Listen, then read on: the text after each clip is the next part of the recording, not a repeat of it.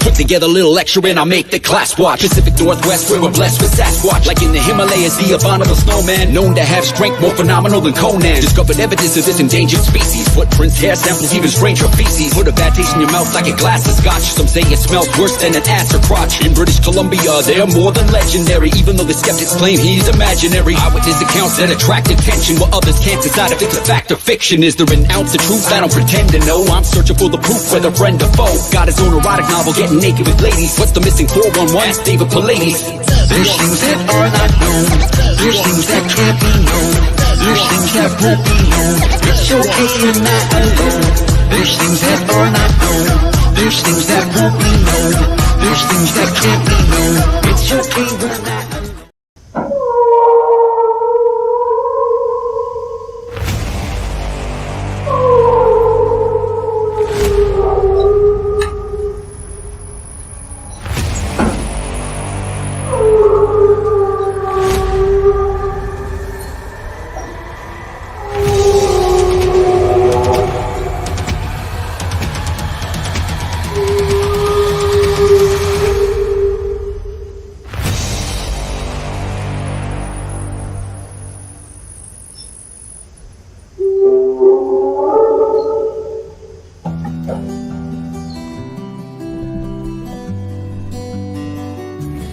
So I was just driving along through here, and I just had this instinct to look over to my left, and I seen like the dirt was kicked up right here, and you can see there's a pretty good sized trail that goes through there, and it goes into the woods somewhere over here. I'm not really sure. Oh, it looks like it goes in right here. Looks like it, but I got the looking over here, and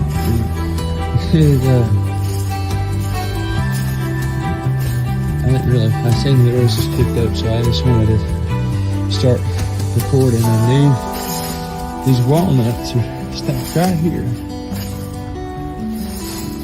I mean, it's different. And you can see where something is. I don't know if it's been rubbing up against it or what, but you can see where something's been coming in and out of here. And I just happened to catch a glimpse of this. And you can kind of see toes a little bit. I mean, that's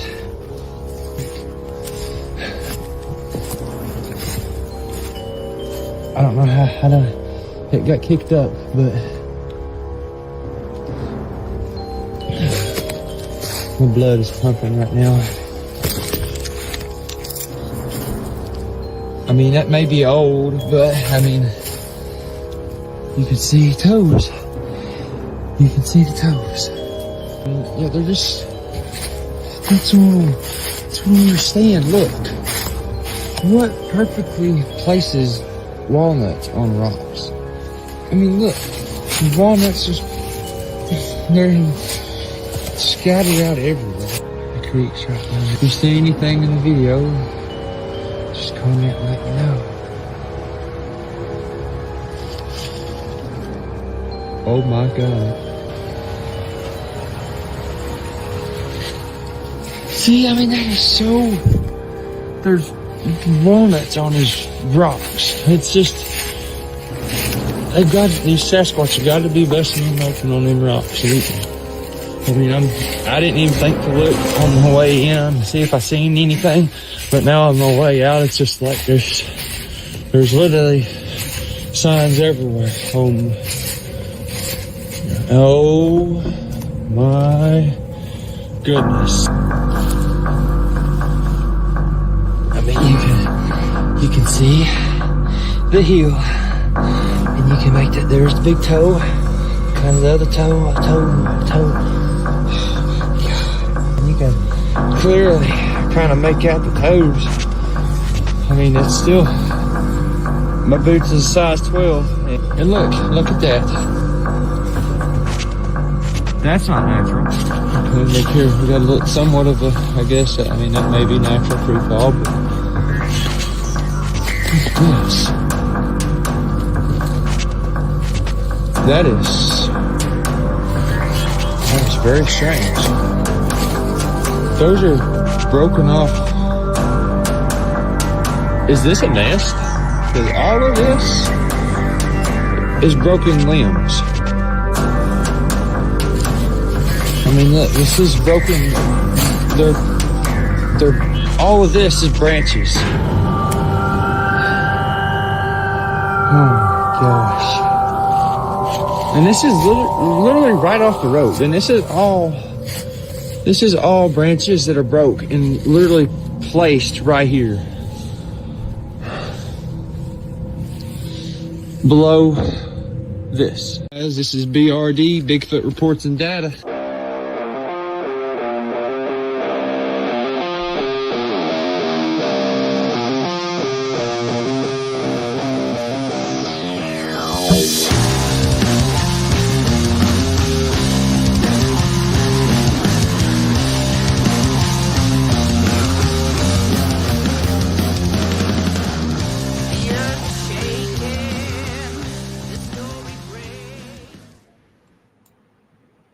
Hey, folks, what's going on? Yes, indeed, it's the 5th episode of SasquatCh and Confessions Friends. I'm trying to say, try that again. SasquatCh Confessions of Friends. There we go. Of course, of me, the Lord of O.R.D, O.R.D. You can find me on YouTube and other platforms. And then I got my sidekick and partner in crime, Esquire, Sir JT, Welcome, guys.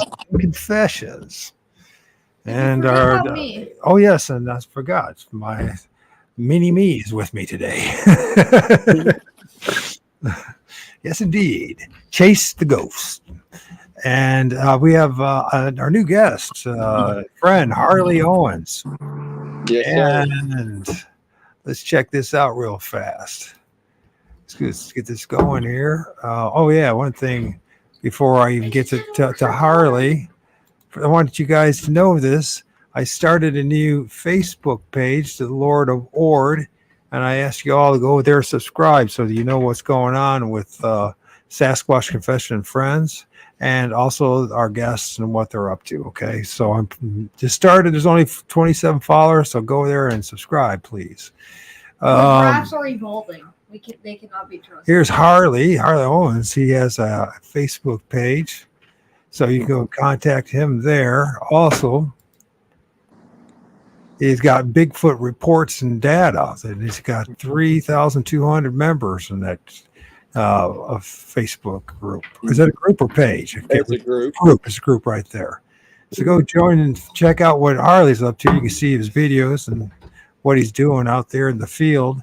Also, later on today, we got our new friend and George Lunsford. And George is a author of several books. The one that's out there right now that's published is Monsters of the World. And check that out. It looks like a pretty interesting book, to say the least. You see there, he's got a website. He also was as a show host. I guess the show is no longer in existence, but at one time he had at least well over 200,000 listeners.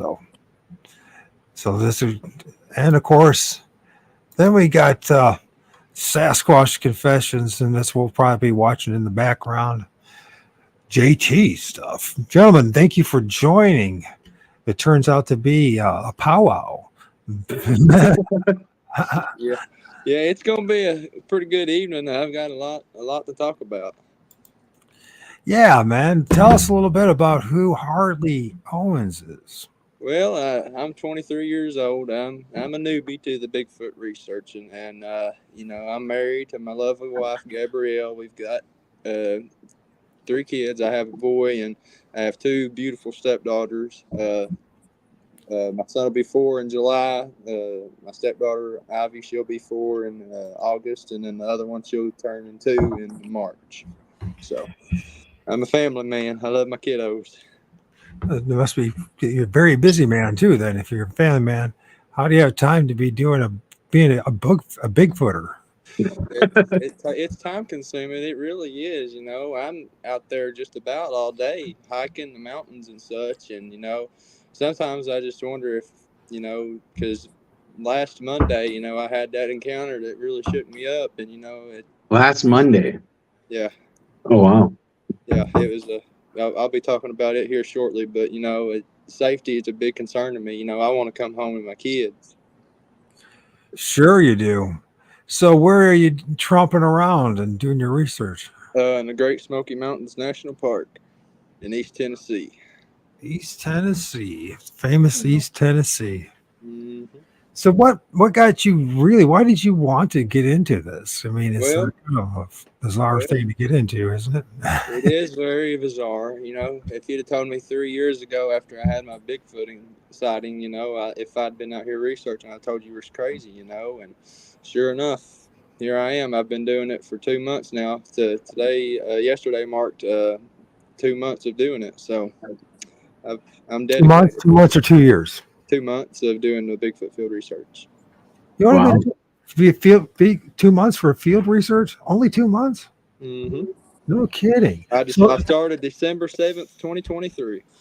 But you had your first encounter in 2020. Mm-hmm.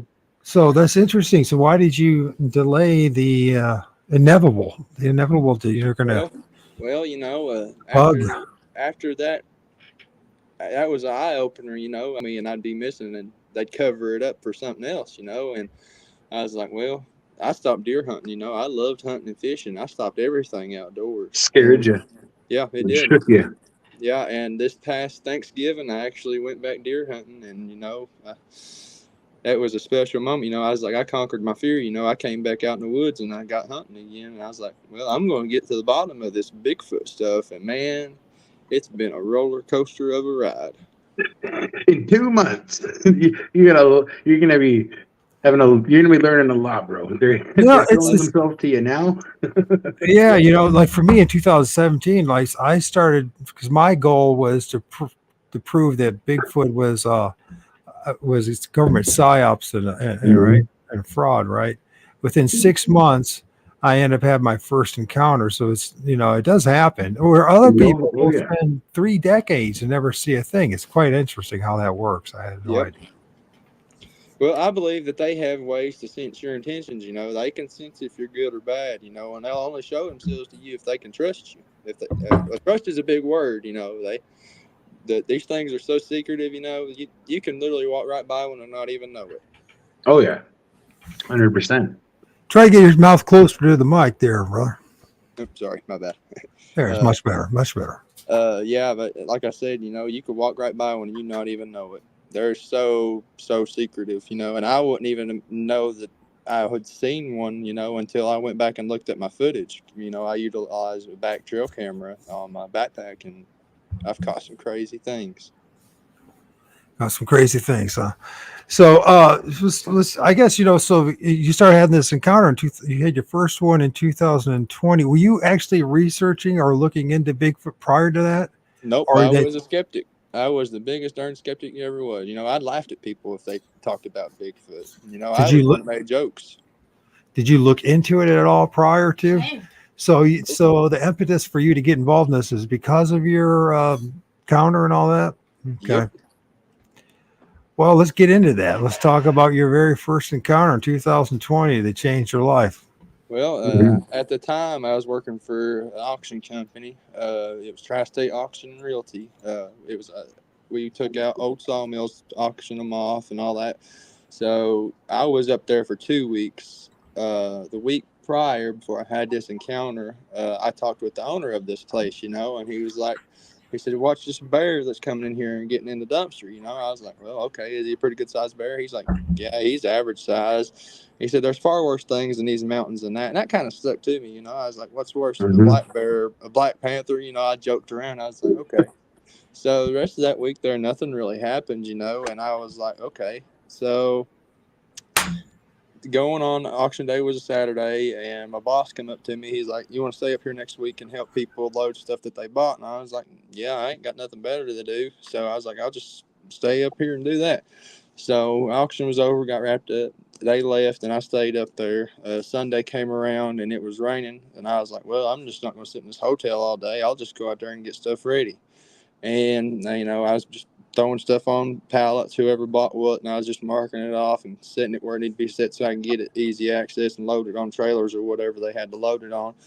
And I got done. I was like, well, I'll just walk over here around the woods since it's raining. I might find some tracks, bear tracks. That's what I was hoping to find. See if I can see a bear track because I'd never seen one.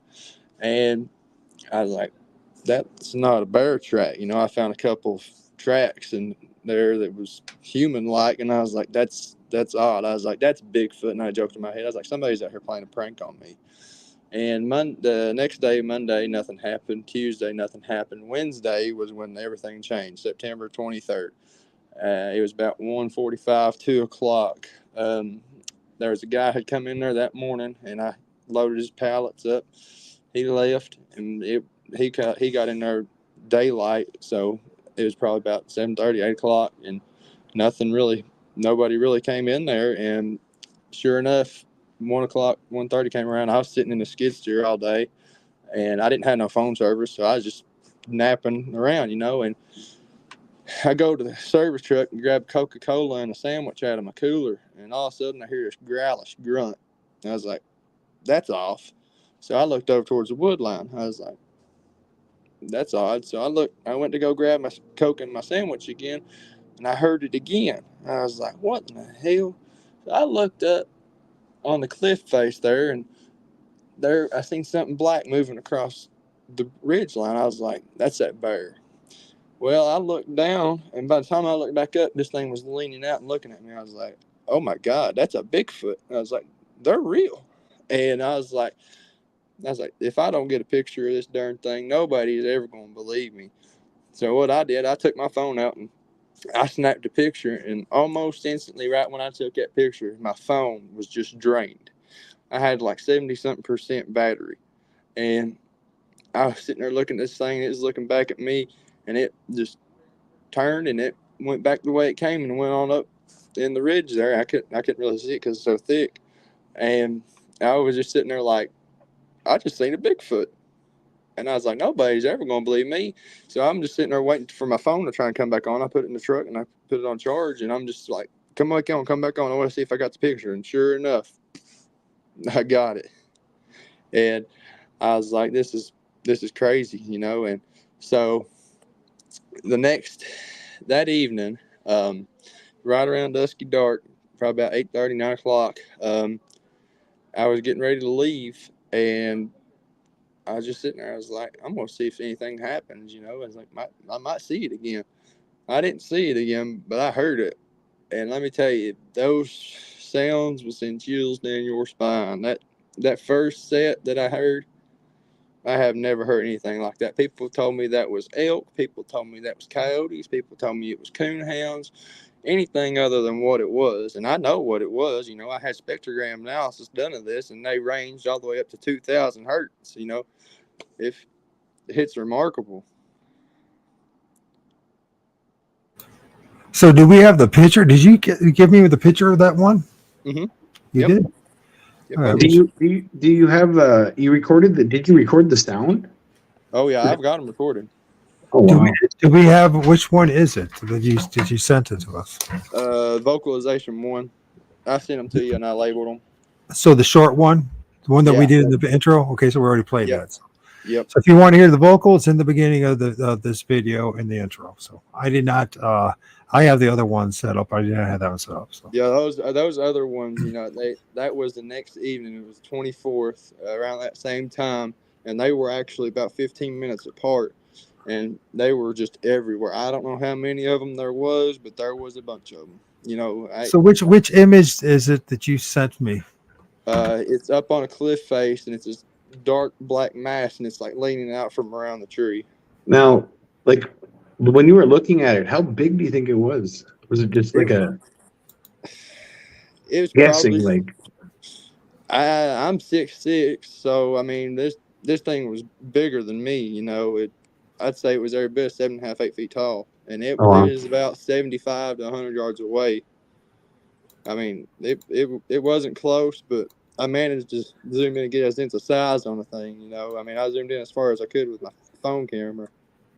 Yeah, for sure. Is this the one we're Wow. talking about? Is this the one? Yeah, that's it. That's actually an enhancement of it. So we can. Yeah, See. there's another enhancement of it. So let's see if I'm sorry about this. We probably should have talked about this a little before. No, you're good. So this is the original. Yes, that's the original image. Dark shadow. Sorry, it gets a little blurry there, but definitely see there's something in front of that tree. And then you can see right there behind that tree. You can make out the rest of his body there, but it's just in behind the bush. He's huge. Yep. Wow. Yep. You know, and that it scarred me for sure. You know, because that's something that's not supposed to be real. Now, like, sure enough. when you've seen it and it just ran up the hill kind of thing, or ran off? It just turned and walked. It didn't Turned and run. walked. It walked. It didn't run. So that That's it was just a shock to you, really, more than anything, right? Like, just to see it. Yeah. So, did it see these eyes right here? That's like his side. His face is kind of cockeyed looking. Is he cockeyed looking at you? Actually, when I was looking at it, you know, he would look at me and then he would look up the holler, because where I was at was a big flat and it shot up into a holler, and he would look at me and then he would look up in the holler. So I mean, he was looking back and forth. Sure, they're always moving really. Yeah, frantic. I don't know if he was looking at deer or what, but he was looking at something else other than me. Yeah, it's a life-altering experience when you see one of these things. That's for sure. Yes, it is. And how actually, far away? That image right there. You know, how far do you think it was from you? 75 to 100 yards. That image right there. Somebody told me they said that thing wasn't black. You know, it appears to have like a reddish tint to it. Yeah. So it very well could have been reddish brown. The original picture, you can tell it's like shadowed out and like it's dark, right? So yeah, you couldn't really see, but you can see that a bit there for sure. I mean, to me, it looks like he's looking right at you. Yeah, it looks like he's going like this, you know, like turning his head like this and looking at him. Yeah, I mean, just in the moment, all I knew to do was to snag a picture, and I did.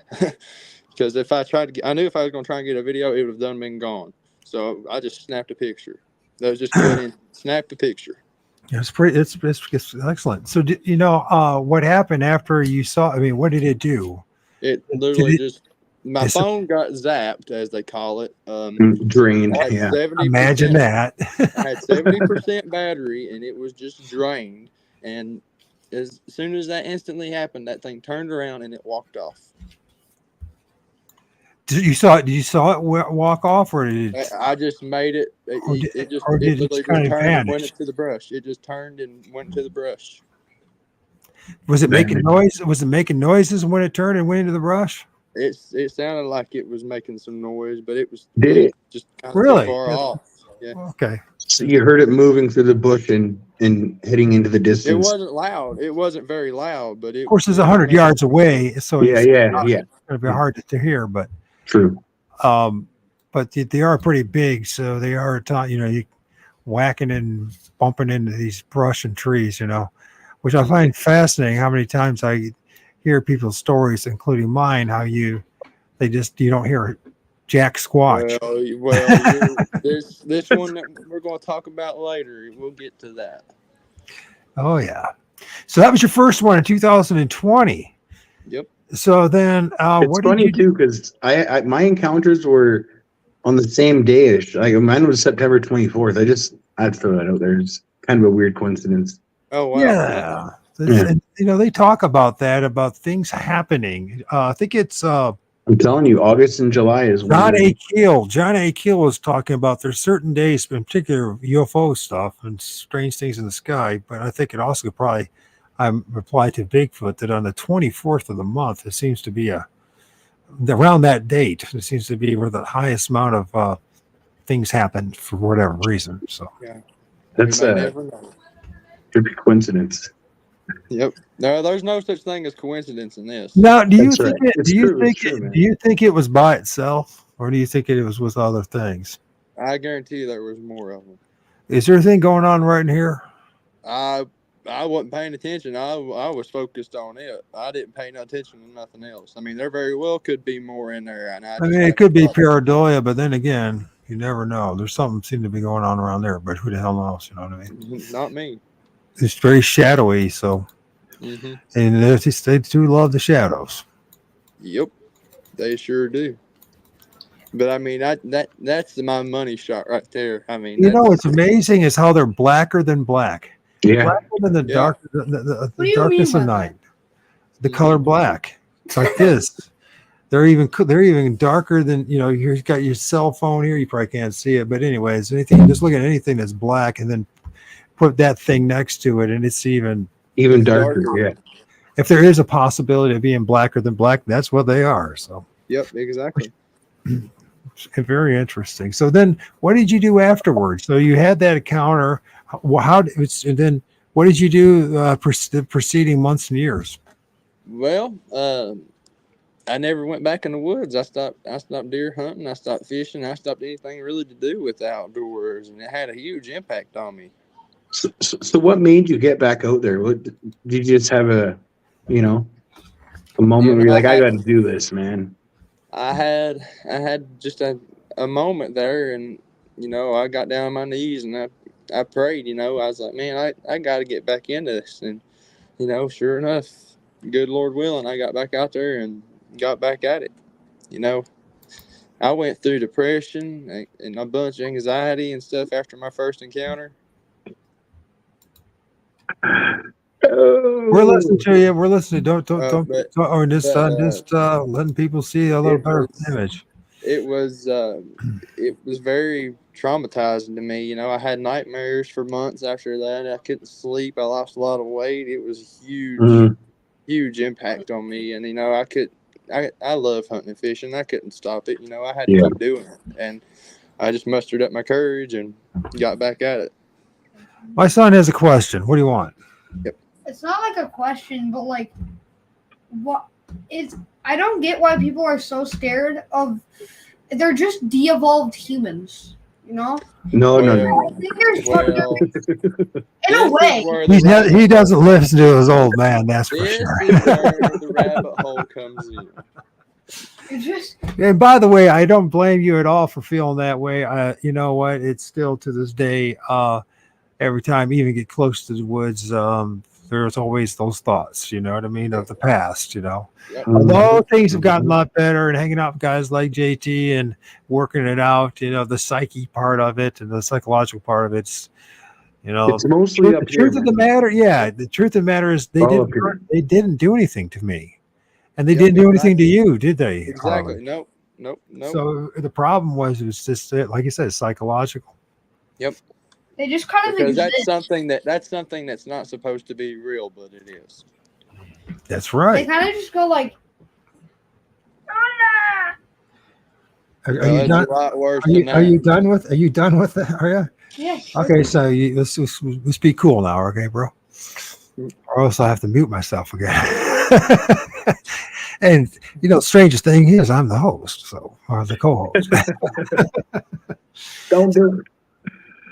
Yeah, but it had a huge impact on me, and my family still thinks I'm crazy about that encounter. Even though I have the vocalizations, a picture of it, and the video of the dang on trackway, and I lost a lot of friends. And I lost my best friend, and I almost lost my son over this. Yeah, it's rough. But we won't talk about it, what happened. But it's people. No one in my family talks to me. You know what I mean? About. I know exactly what you mean. I'm lucky, man. You are. Holy. People accept me for everything I say. My family, they always. Yeah, I haven't talked to mine in months. Still get over it, man. I don't know, man. It's one of those things. Regardless of whether or not. Or they do. One of the things I discovered is each one of us has our own tailor-made journey, and I think it's part of the journey is learning to embrace it and I think it's part of becoming, I guess, Yourself.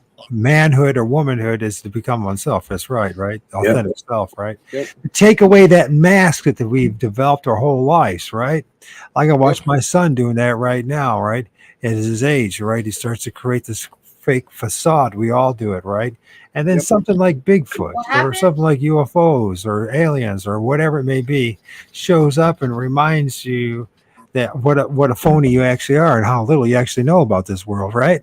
The Exactly. Yep. Sasquatch will literally put your foot in your mouth, man. Sure does. That's for sure. Yep. You know, you think you know something, they'll show you you don't. It opens a Ooh, bigger picture. thumbnail. Thanks. Oh yeah. Hey, by the way, folks, you're listening. If you could do me a favor and JT, depending where you're at, give us a like. Yes. Give us I a said support that. so that more people can join us, you know, so we get more Yeah, people absolutely. like Harley on our shows and have these talk conversations. So please Yeah, help and us out. one thing I want to do is, I want to encourage anybody out there, if you have an encounter of a sighting of one of these creatures, don't be afraid to share it. Come out here anonymous. You don't have to tell your name. Just tell your story. Because piecing the puzzle pieces together is how we're going to solve this mystery. Yeah, Not you can not come on against this each other. show and you don't even have to show your face. You don't have to tell your name or anything. You know what I mean? So, of course Tell your story. you have to introduce yourself to us, but as far as the audience and all that goes, you don't have to do any of that. So Exactly. so there we go. So now you had all the struggle getting out in the woods, struggle with your family, struggle with relationships. So why not just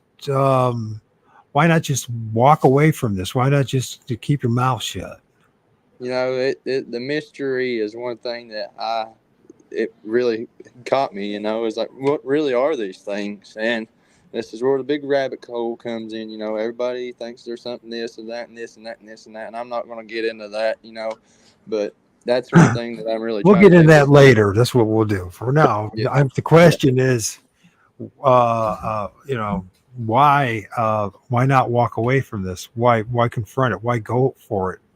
Do you ever thought about that? I have not thought about that, no, but it's just I He love wants being out answers, there. man. He wants answers. That's right. Well, I mean, Oh man.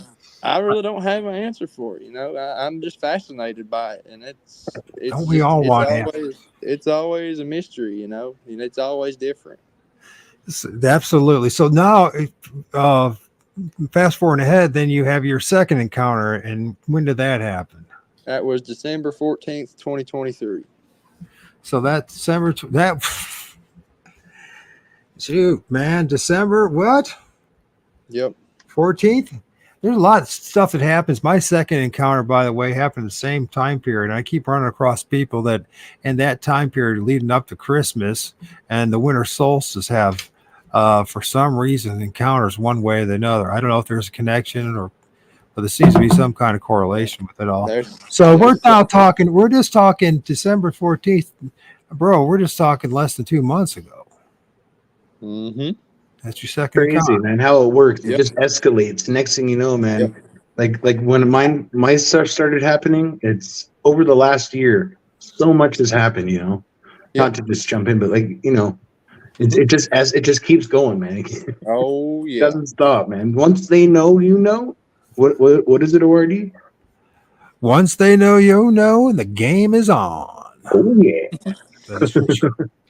So the second one, now this is not with George, right? This is by yourself, right? This was by myself. My wife was actually with me. Okay. Oh, just so you want to get her into this conversation? No. Her into this conversation. See, here's the thing. This is one of the things I'm pointing out. People will share these encounters, and you would think, like for me, it's like, my gosh, this is the most amazing thing that's ever happened. I mean, we should like really bond from this. But my experience is the complete opposite has happened.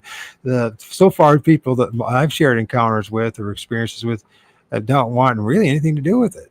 Exactly. I don't even want to talk about it. It's something that's not supposed to be here, Well, I think part of it is though, right? We're brainwashed to think that, man. Yeah, and like for me, I was a hardcore Christian, Harley, back in 2007. I was totally convinced that there were demons because of my experiences, all that. But I had to learn through experience and talking to other people that actually it was my biases and my indoctrination that convinced me of that.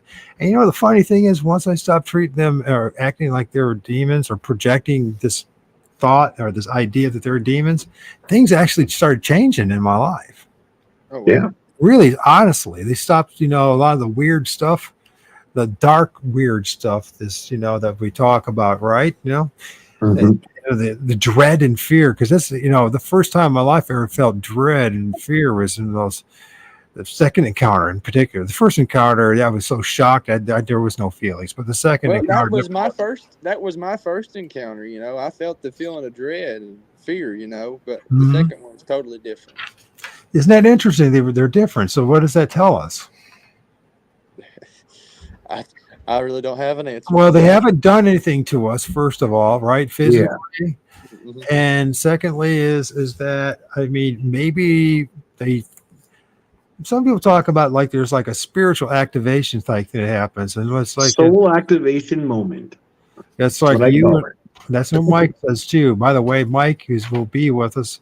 By the way, folks, next week we have Monday will be Brian Pork. Brian Bland. Yeah. And then Thursday will be Mike Beans, the Pork and Beans dudes.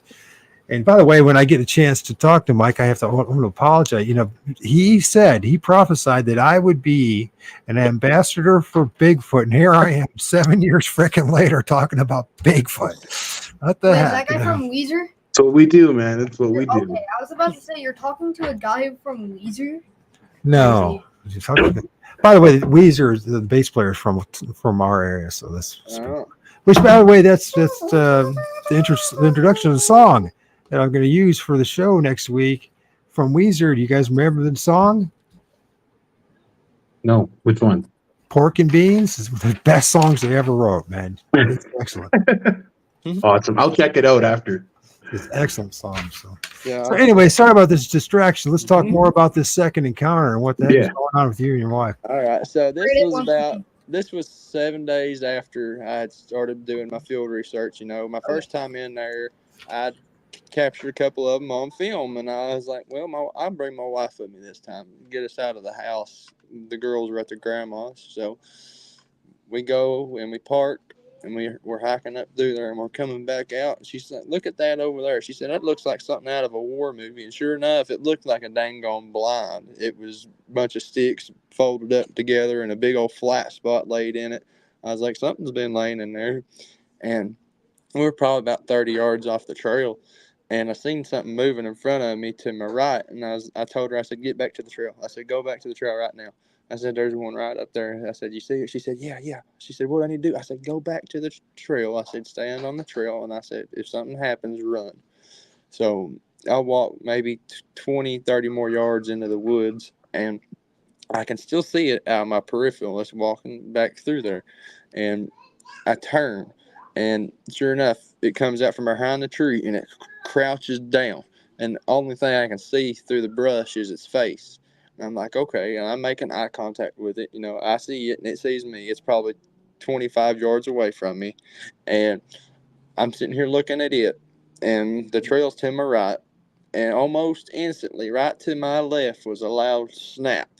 And then right after that snap, there was one stomping behind me, like stomping in place. So I'm like, hell with this. I was like, I'm going back to the trail. So I bolt. I start screaming at my wife. I said, go. And it was fear because there was literally 3 of them right there. I didn't know what to do. I think they were just. Were they surrounded you? There was one in front of me that I seen. There was one to my left, and then there was one behind me. Okay. Yeah, so they had me on 3 sides, and I only had one way out towards the trail. The trail was to the right, and that was the way I went. So there was one in front of me, one to my left, and then one behind me. And still nothing happened, eh? You just, you know what I mean? Like, I think they were toying with me. They were testing me out, see what I do. It's a test of metal, man. Like I literally had a Sasquatch bluff charge me in my driveway, No way. Yeah, no, it literally, I could only see its footprints though in the gravel, and it ran from about 100 yards straight at me as fast as it could. I could see the footprints. Oh wow. And it slid like it was stopping on ice. It stopped 1 inch from my feet. You know, I just stood there and I laughed and I said, "Is that all you got?" Oh man. It's a test of metal, right? They want to see, you know, what you're about. If you could handle it, you know. Yeah. What's Yeah. this guy going to do when I actually show myself to them, right? Yeah. Like, so that's what I Yeah. think, anyways. Yeah. So I actually want to talk about this other encounter before we get to this other one, since our special guest is here. Last Monday on January the 29th, it was mine and my wife's anniversary, and you know, we spent the day together, and I just for a little bit, and I told her I was going to go out and hike for a little bit. Well, I got out, started hiking about 2-3 o'clock, and I go to 2 new areas. I go to a completely different area from where I've been and used to. So the first area I went to, I found some rock stacks, 3 stacks high, and I found some twist breaks and stuff like that. But the second spot that I went to, it was a good 2-3 mile hike up the mountain, and you know, I felt the presence as I was being watched. And I'm recording at this time. I didn't have my back trail camera, so I was just using my phone. And so I'm going up through there and zigzagging around and stuff, and I get to this area where I'm looking, and I'm like, holy shit. And there was twist breaks over. I'm telling you, these trees were huge. They were like that big around, and they were twisted and broken. Mhm. You can see their twist breaks. They're plain as day. And I'm sitting there photographing them and such. And I go back to the trail, and I'm hiking up the trail a little bit further, and I get to this curve in the trail, and I look at my phone to check the time. It was 5:33, and I had 30% battery. Well, I was debating on what I need to do. Either I can go up a little bit further, or I can go back, and it was getting dusky dark. I was like, well, I probably need to go back. And when I looked back down at my phone, it still said 30%, then it said 10%, and then it shut off, and I was like, well, this is great. Nobody's going to know where I'm at. So I start turning, and I walk. And, man, I walked maybe 5 or 10 feet, and I heard something moving behind me to my right. So I just stopped dead in my tracks, and I'm like, okay, I'm going to see you. So I turned instantly and over to where I heard that noise. I look, and I see it. It's laying flat on the ground, and it's got canine ears and a snout. And I'm like, oh, no. And this thing pushes itself off the ground with its front limbs, and it takes 3 strides to behind a tree, not even 10, 15 yards away from me. And this thing was evil. Like, when I looked in this thing's eyes, there's no soul there. When you look into a Bigfoot's eyes, there's something there. But when you look into one of these creatures, there's nothing. This is the Dogman. Yes, this was a Dogman. It was brown. It was flat in between its ears. You know, it had the big muzzle. Its nose was kind of smudged into the snout, and it was very, very muscular. Like, its upper torso was muscular. Like, the bottom half wasn't as thick, but you know, it was still muscular. And you know, it had like human-like legs. You know, it had the forward-facing knees, and it had a tail that was like a fox's tail. It was big and puffy, and it was smacking its tail back and forth across the ground. It had one hand propped up on the tree, and the other hand, it was reaching out trying to grab me. So I'm just like, I gotta go. I gotta run. So I backpedal maybe 10 feet, and then I bolt, and this thing is chasing me. And I'm like, I want to die. You know, and whenever I was looking into this thing's eyes, my life flashed before my eyes. My kids growing up without me, my wife growing up without me, you know. So this eyes that you're looking at, describe the eyes for us? They were bright yellow, and you could see like the black slit in them. Like, it was just a big yellow eyes with a black slit right in the middle. Like a snake eye type thing? I don't really know how. It was weird. Now it was chasing you. I mean, what do you mean by that? Was it like trying to touch you? How close did it get to you? I wasn't turning around. I was just running. And my main goal was getting off that mountain alive. Generally speaking, was it 10 yards, 20 yards, 100 yards? It was close. It was very close. So within 10, 20 yards type of thing? Yeah, it was very close. And, you know, Were you able to hear it? Yeah, I could hear it. I Could you hear it breathing and all that kind of stuff? Oh, I seen it. I seen it breathing. Like when it was breathing, because it was starting to snow. Okay. And it was 28, 29 degrees up there on the mountain, and you could see the air coming out of its nose, from where it was so cold, with the heat coming out. And it's the teeth, man. Oh, God, the teeth. And I go across the first bridge, and I get to the second bridge, and I go across it, and it just stops. It stopped following me. So it was... I definitely was counting my blessings after that one. So this past Friday, I actually went back. I had a friend come with me, and we got measurements on how big this thing was. Okay. It was 92 inches tall. It was probably a little taller than that due to the ears, but I seen a spot on a tree where I could see where the top of its head was, and we went to that, and it was 92 inches. So, I mean, give or take, the ears were a little bit higher, so it was pushing 8 feet. Its head was 15 inches across, like the width of its face. It was 15 inches across, and the shoulder width, it was 39 3/4, almost 40 inches across. So it was huge. And the stride from where I first seen it to where it went was 26 feet. And I said it took 3. It was 3 steps, 1, 2, 3, and it was behind that tree. It had an 8.5 foot stride. Huh. That's a big stride. Okay. That's very fast. So, it's interesting because, your area, the Appalachians and down south there, you guys seem to have more of these encounters and experience with this thing called Dogman than the rest of us. Like I'm up in Ohio on the border of Michigan. Of course, JT's in British Columbia. So, although I'm not saying there's not Dogman in our area, we don't seem to have many reports of you guys down there. There's definitely a connection between them and the Sasquatch, and I'm definitely trying to figure it out. There is a connection because they're definitely in these areas together, and I've got them on film together.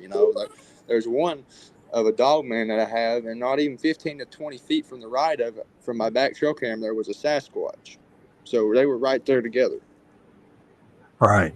Now, is one of those images have anything to do with that encounter? No, I did not have anything from that Dogman encounter because I got zapped.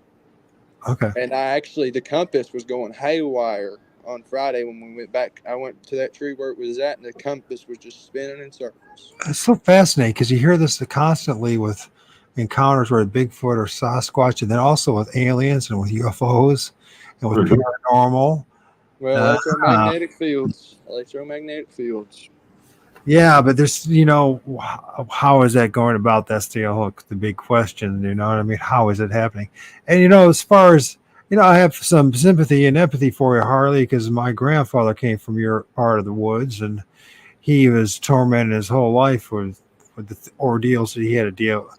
When, since a young boy, I don't know if I told you this or not, but I told the JT that as a young boy, he was petrified to go in the woods. Actually, his whole life he was. In fact, he was so petrified of that area that as soon as opportunity he had to move away from the area, East Tennessee and North Carolina, that area, the better. So he actually moved all the way up here to Northwest Ohio, and it ruined his life. It really did. So whatever he was seeing in that barn, that was persistent and it traumatized him, right?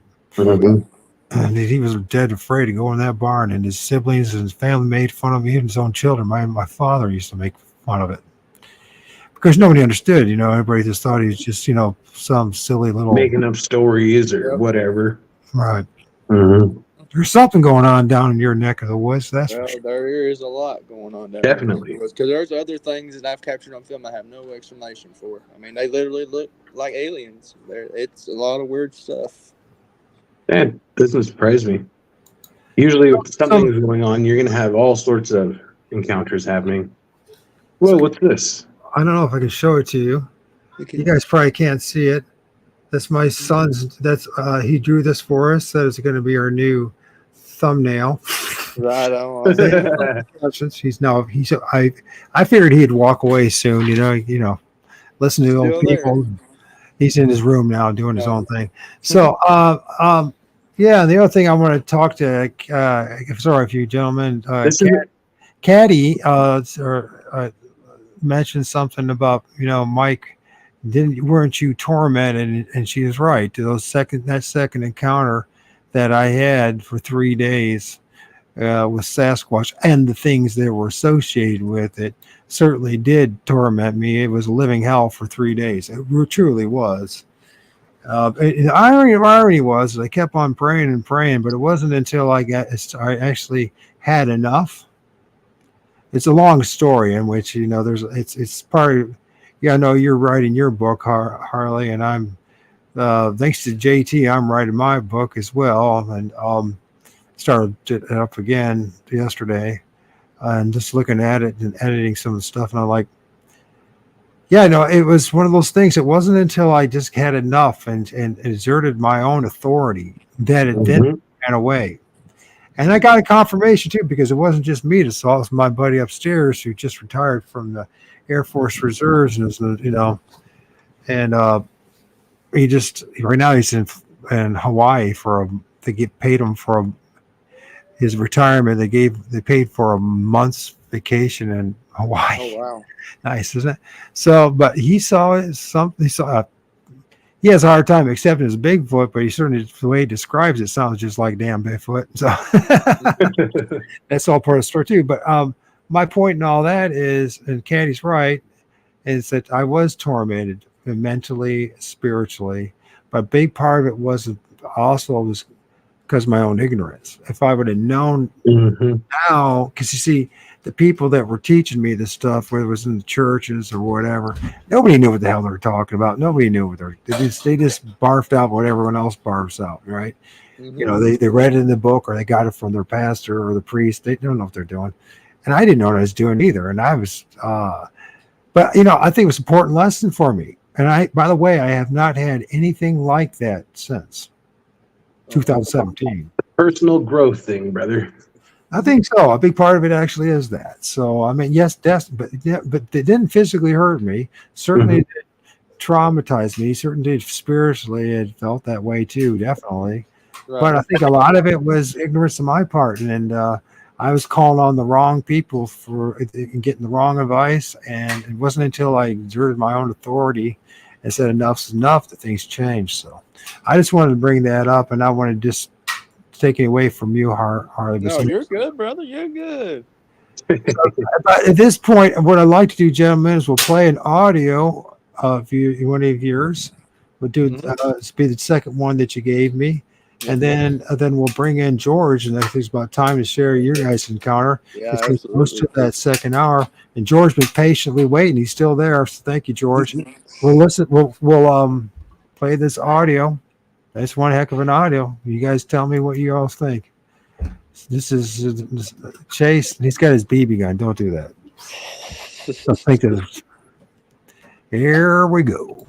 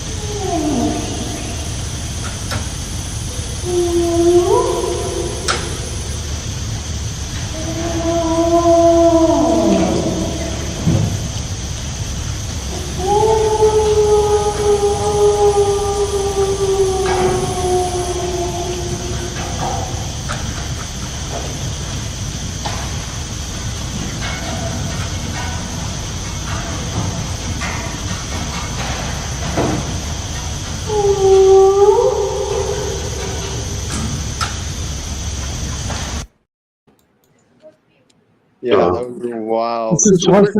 Where was that recorded? Yeah. Virginia, Pound, Virginia. Now, was that in like? Was I hearing rain? Yeah, it was raining, and I was inside of the building, the Okay. sawmill at that time. Okay. It was just echoing because it was down in the hollow, and they were up on top of the ridges. Wow. Yeah, I've had people tell me that's elk, it's coyotes, and it ain't none of that. Man, that's a brontosaurus. No. At first, because I used to work on the railroad and I was listening to that, it's like, is that metal against metal? But the more I listen to it, it's like it doesn't quite add up to, cars being shoved and pulled, and pushed. Yeah, that was inside of the sawmill. There was actually a piece of metal right there. It was loose and it was clanking back and forth. Well, that's very interesting audio, and it's very different. I don't think I've ever quite heard something like that.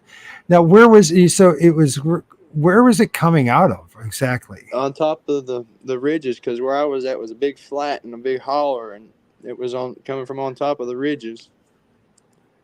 So was there like you say a big holler? Was it kind of like a deep bowl or something? I mean, it's really echoey. Yeah, echoey. Yeah, it was a deep bowl. I mean, it was a big flat bowl, and it shot up into a holler, and there was ridges on both sides, and there was actually another ridge across that behind where I was at. So it was all mountains. I think I sent you the location. I think I may not have. I've sent it to so many people. Pretty wild stuff, man. Yeah. So how did you respond again to that when you start hearing that? I mean, outside of you recording it, did you hear it during the time? It was only when I was getting ready to go to the hotel. I only heard it Wednesday and Thursday, and I left to come back home Friday. But there's a funny kicker here, and I'll throw this in here. So I went to a little drive-in diner called Robo's, and I talked with some old-timers there. I was like, y'all ever seen anything strange around here? And they just looked back and forth at each other real quiet, and I was like, they know something. I was like, I've got something to show you guys. Let me know what you think. So I showed them the picture. I showed them the tracks. I let them listen to the sounds, and they looked back and forth at each other, and one of them said, "That's a devil monkey." Yeah, I've heard of them. Tree devil monkey, that kind of thing. Do you have some of the footprints that you have, or that from that incident? Mm-hmm.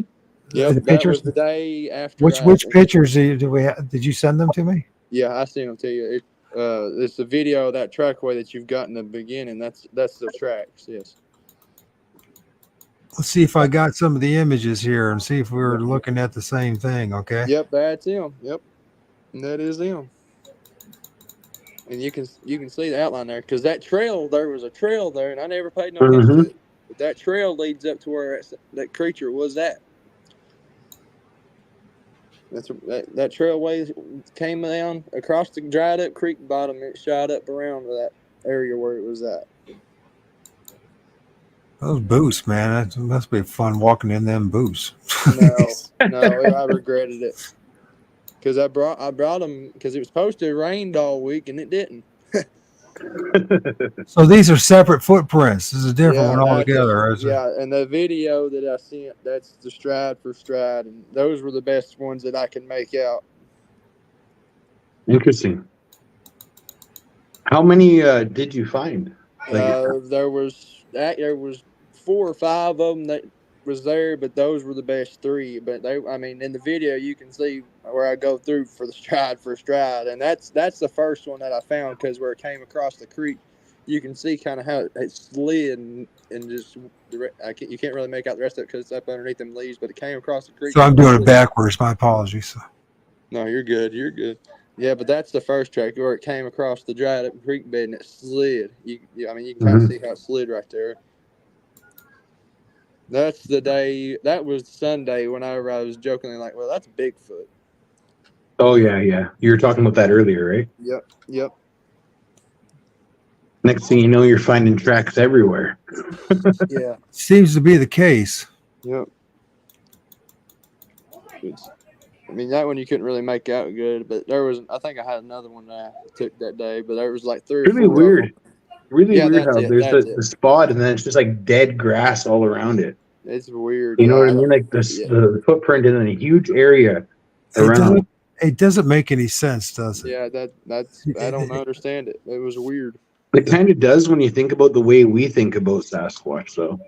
You know, how we talk about they take the stuff from the trees, and I mean, maybe when they're doing that, it can happen. Yeah, I They're mean, taking it from the ground, the earth. Yeah. somehow it seems to be that's the somehow it's that the grass and everything seems to be sticking to their feet. I don't Mhm. know. I don't know how that could possibly be. I don't So know. with that, hey, if you're still there, George, why don't you jump on board, brother? Thank you for your patience. If you're still there, Yeah, there you're he is. George is. Hey. Thank you, George. You're a heck of a trooper, bro. You know, patiently I sat gotta there say for. one thing. You guys talk about how the Bigfoot kind of everybody kind of looked at you funny and everything. I've Uh-huh. been weird for a long time, so everybody kind of expected it from me.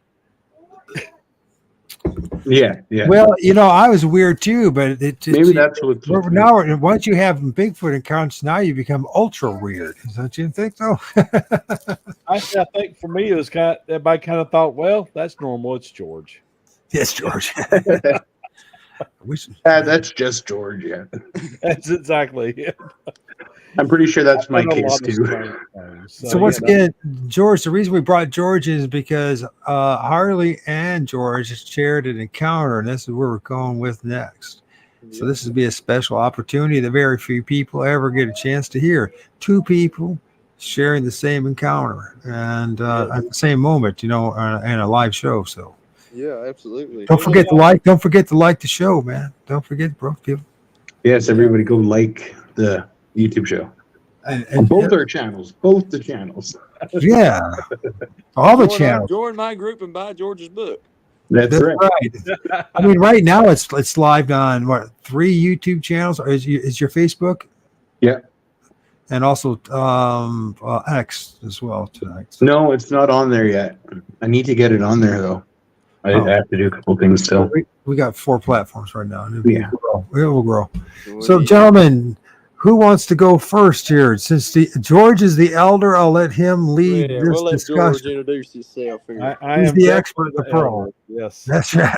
I'm turning 57 next month, so No kidding. I turned 56 in January, so you still a little bit older than me. You are the old man here. I am. the Okay, old old man. Let's go. Well, I've got to give Harley credit because Harley had been investigating the area for a month, and he got all kinds of great information for us.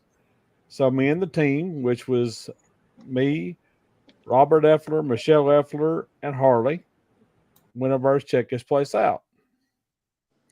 And when we got there, I started immediately finding. We found elk sign, we found deer sign. Then as we went through, we found bear sign, we found bobcat, coon, found all the signs. There's plenty of animals there. We know the animals were there for food. And then we started finding Bigfoot and other things. Sign. We found trees that had been over into an arch and another tree laid on the end to hold it in spot. We found footprints. We found a Dogman print that was every bit of 6 inches wide. Mm-hmm. How long was it? I couldn't tell. It was really hard to get any kind of footprint detail because all the dead leaves and all it's been wet, and you just couldn't get really a good view of any of the footprints. But we found a fantastic ambush site they had set up. There was actually 3 trails come into one spot, and the Bigfoot or something. I'm gonna say Bigfoot because I could stand up in with no problem. I'm 6 foot tall, so and they had stood the logs up and the bedding inside the ambush area. Something had been in there recently before we got there because the greenery was still rising back up. So we know we was close. We got growled at by something. Don't know what. How far do you think it was? Like, did it sound like it was in the distance, or did it sound close when you heard it? No, when Michelle heard it, it was close to her. It was probably, what'd you say, Hart, about 15 yards away? Yeah, it was close. It was very close. Okay. And Harley took us to some fantastic places. We found a fresh Dogman print that wasn't 15 minutes old that we'd scared up. And we found an area. The stride between those Dogman tracks. Yeah. And we found an area that actually I think it even surprised Harley. It looked like juveniles had been in there playing, Mm-hmm. which was Wow. very surprising. I mean, Yeah, it was I've surprising. Yes. never seen that before. And we were coming back out of the back area, and Harley nudged me. He goes, "Let's go down that flat." I'm like, okay, why not? So me and him dropped off into the flat, and the other ones went down the dirt road, which was the trail. And we got down there and we found another couple of watered out places, and we found bear scat. So, we kind of put some over to the bear. Okay. But we come up the hill, and we were directly across from another hill. And there was a valley in between us, just a small little valley with some laurels in it. And Harley hit me. He says, "There it is."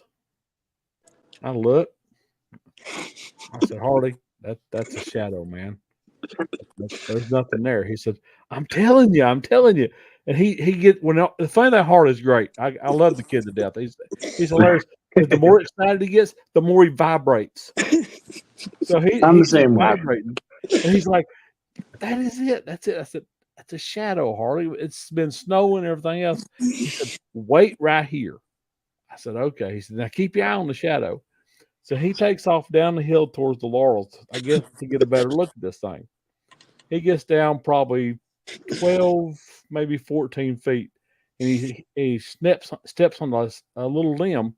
That thing goes off like you shot a shotgun. Pow! It was loud. And this shadow that I'm watching, the shadow, leans out from the tree with his arm up on the tree.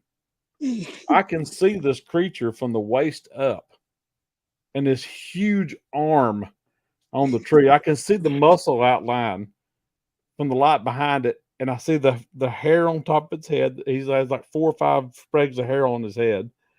He had no neck. His shoulders up to his neck.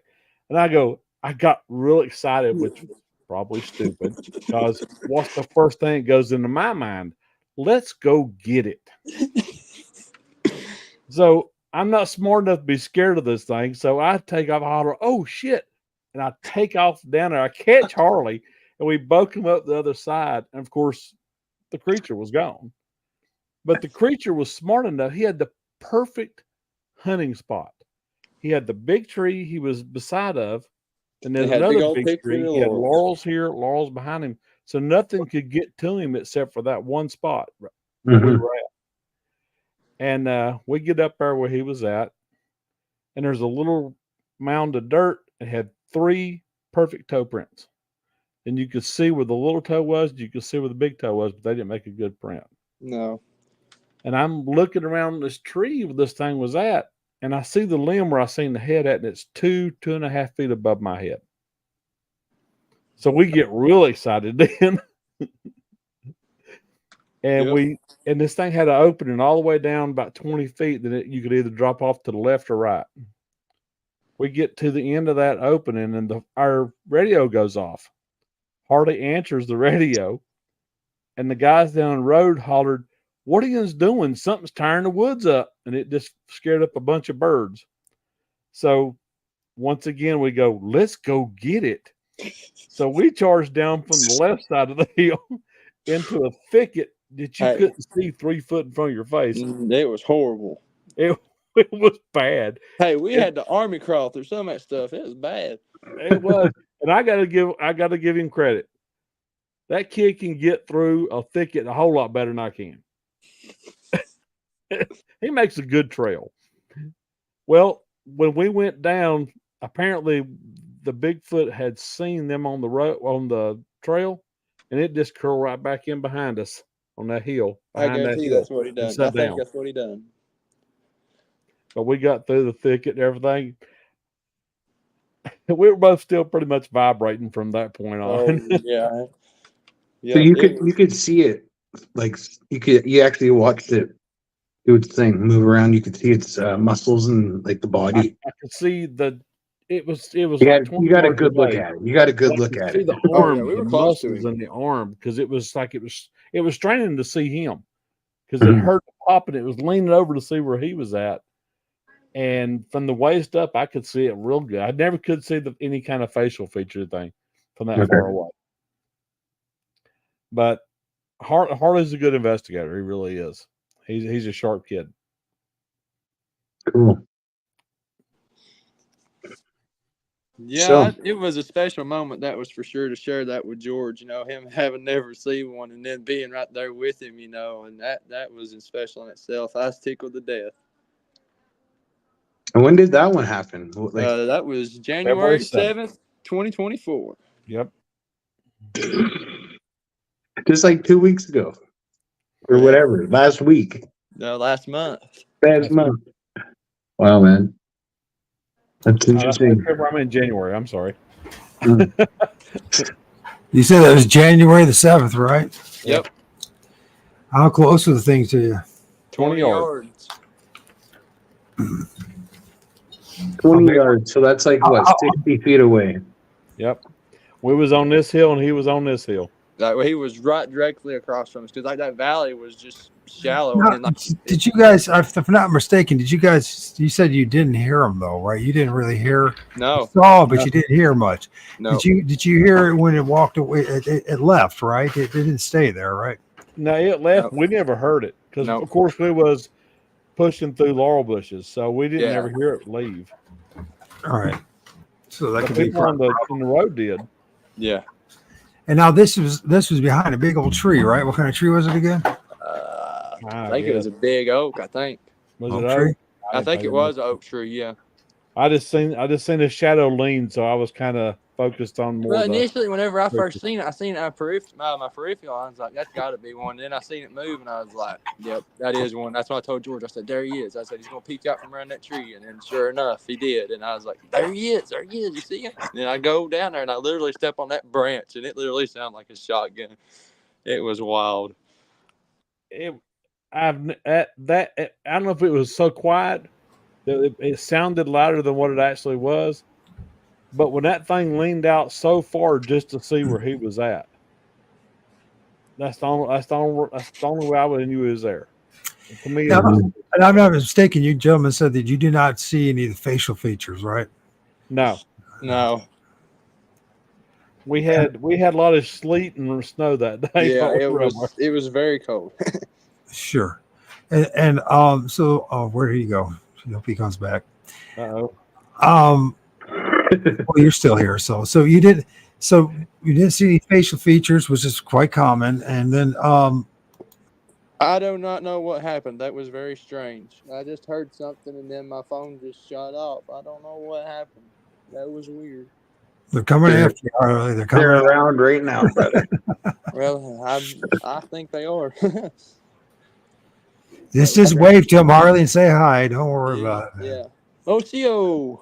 There you go. So, you're talking about the body and all that. Were you able to notice anything outside of it just being shadowy at all? Just the fact that it was huge. It had to be at least sure.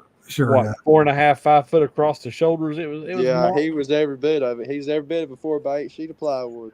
Did you guys go back there and check out and see how tall? I'll be right back. I'll be right back, guys. Okay, bro. Let's do it.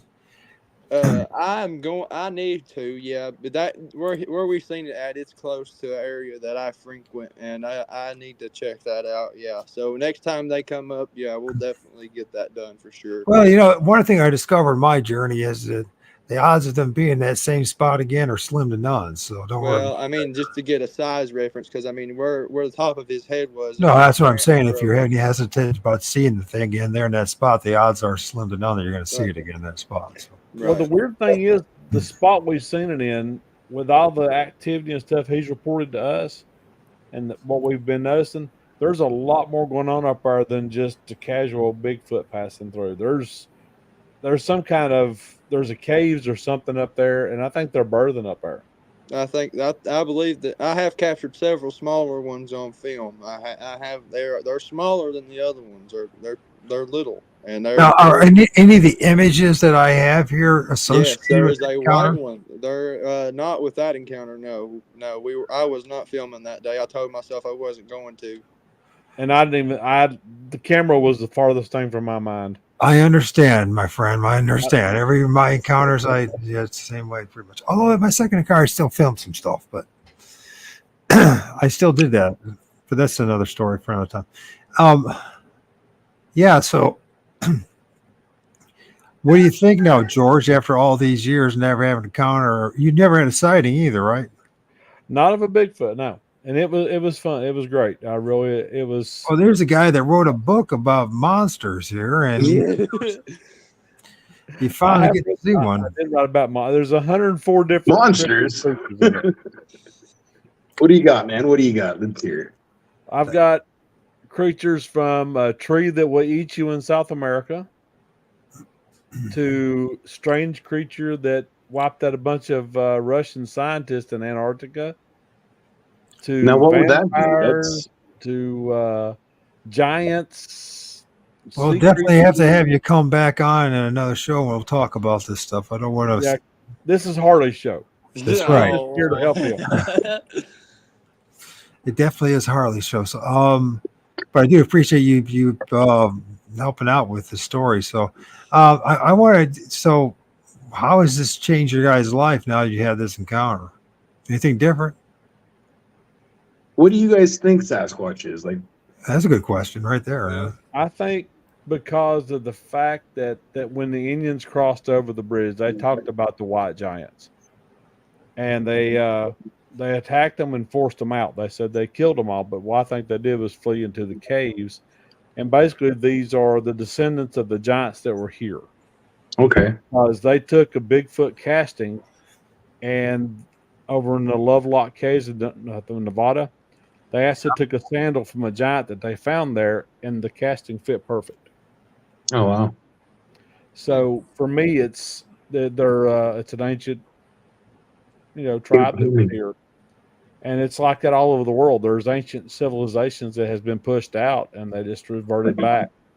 So you feel they're a type of human or they're a hominid, or what do you think? They're it's kind of hard to say. They're giants, and giants they're mostly human, but there's that little bit of reference to the Nephilim, which those were all wiped out during the flood. The Nephilim themselves were. They're some of the giants survived.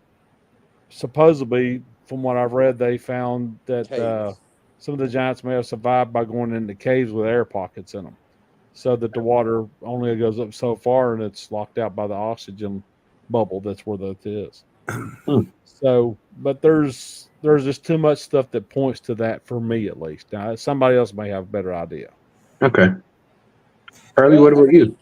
It's just speculation. We're at this point. We're all just speculating, right? Yeah. So go ahead. What's your speculation? Nobody is an expert in this, and nobody ever will be. Let's be completely honest. I'm going to shut that out right there. As long as I've been doing this, my first initial thought whenever I first seen one, it's an ape. That was my first initial thought. Whenever I've seen my first one, it was an ape, and I was set on that. Well, now that I've been out doing my field research and such, I actually did a little experiment. I made a cross, and I put it up on one of them structures. Uh-huh. I had been reading in the Bible about the Nephilim, the fallen angel, human hybrids, and I put a cross up on one of their structures. And Okay. they broke it and destroyed it.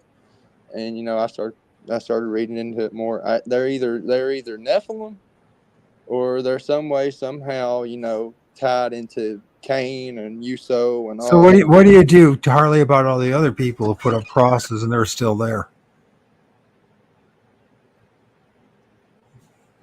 Do what? So try it again. So what do you do about all the other people who have these structures that put up crosses that are still there? Well, I don't know. I mean, I don't know. That's happened to me. Whenever I put up a cross, they destroyed it. So, I mean, how many times do you put up a cross? Just that one time, and I never put it back up again. Okay. So this is just something to think about, because I know several people that they do the same thing and put up crosses, and those crosses are still there, and they don't seem to be bothered by it. So yeah, maybe it has something to do with the fact that when you put it on the structure, you said maybe that had more to do with it than the actual cross. Well, I mean, they are very well may could have, but Mm-hmm. Mm-hmm. I mean, He's bringing that up. everybody's and everybody's got their own opinion on that, and that's what my Well, it's like you're saying, you're just about data, right? And you got to compare the data. That's all. That's right. Exactly, and that comment right there, DNA by Dr. Ketchum showed mother's side human, father's side unknown, and that the mother's side, which mitochondrial DNA only comes from the mother of a being or a subject, so that's human mother from the Middle East, and the rest of the nuclear DNA is completely unknown. Which makes pretty much, gentlemen, if we're really honest and intellectually honest about it, worthless. That's true. Yeah. It's true. Unknown. Honestly, it's absolutely truth. Not to knock Ketchum. I'm not saying that her work was not valuable. Hey, Sean, how you doing? He was Shane, all right? Is that pronounced name? I was pronounced name. He was on just watching Pork and Beans. So we gotta get Shane on as well. So my point in all that is, I mean, it's one of those things that it's a data point, but it's not a solid thing. You know what I mean? It's like even. And it's one of the things that was dangerous that we do as researchers, that we parrot this stuff as that is, that is, 100% valuable information. I'm not knocking Melvin Ketchum. I'm just saying it is what it is, right? If you don't know what the rest of it is, you don't know what you're dealing with, right?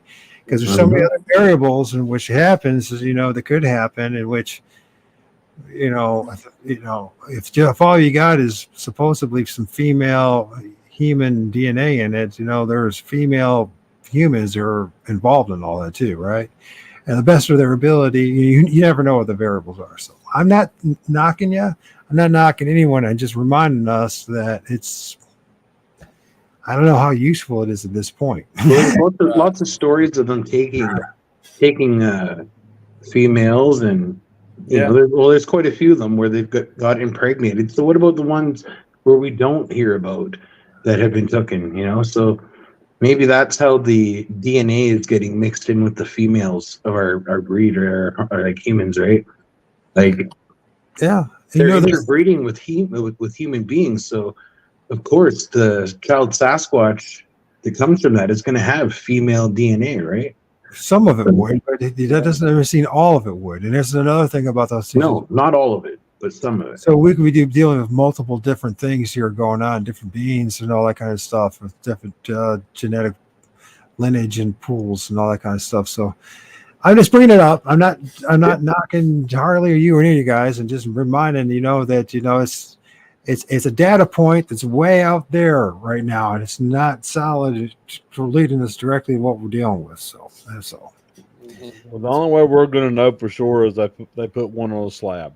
Yep, or they come forward with it. And you're not going to know all of them then, because there is several. From everything I've been researching and everything else, there's such a variation. That's right. Country to country of Bigfoot. Because that's just a bulk term, is all it is. Right. Yeah, the thing that's got big feet, right? Something big, hairy, and walking around in the woods. Yeah. There's so many things going on here, and it's just the more and more you go down this path, the more and more, as you brought it up yourself, Harley, the more questions you have, right? Yep. So you go down the rabbit hole, it brings more questions and answers. Well, the thing about Harley is apparently he attracts all of this stuff when it goes out in the woods, because he's getting all kinds of weird things. Well, that's what happens, man. You've been tagged, right? You've been tagged or pinned. I think he is. I mean, I've had paranormal activity start. Well, I've never had. I've seen and dealt with a lot of ghosts, but never had any trouble with them. But Harley's got these creatures. They love him. Yeah. So Harley, did you just say that you started having paranormal activity since then? Yeah, I started in shocker. Ding, ding, ding, ding, ding, ding, ding, ding.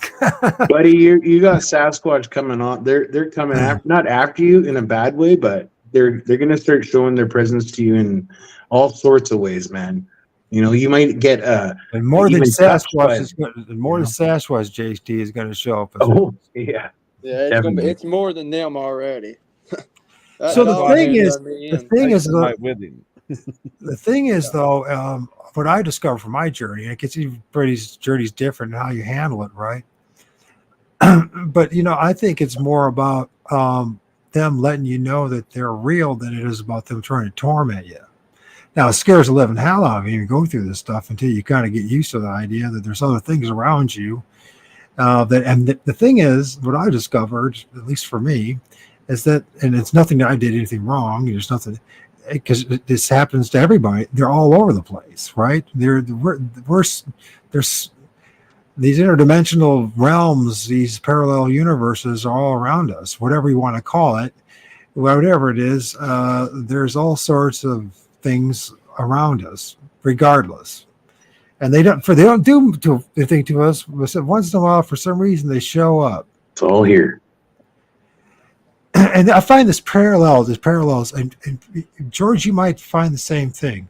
The parallels between the ufology, Bigfootery, and the paranormal, and etc., cryptozoology are shocking, don't you think?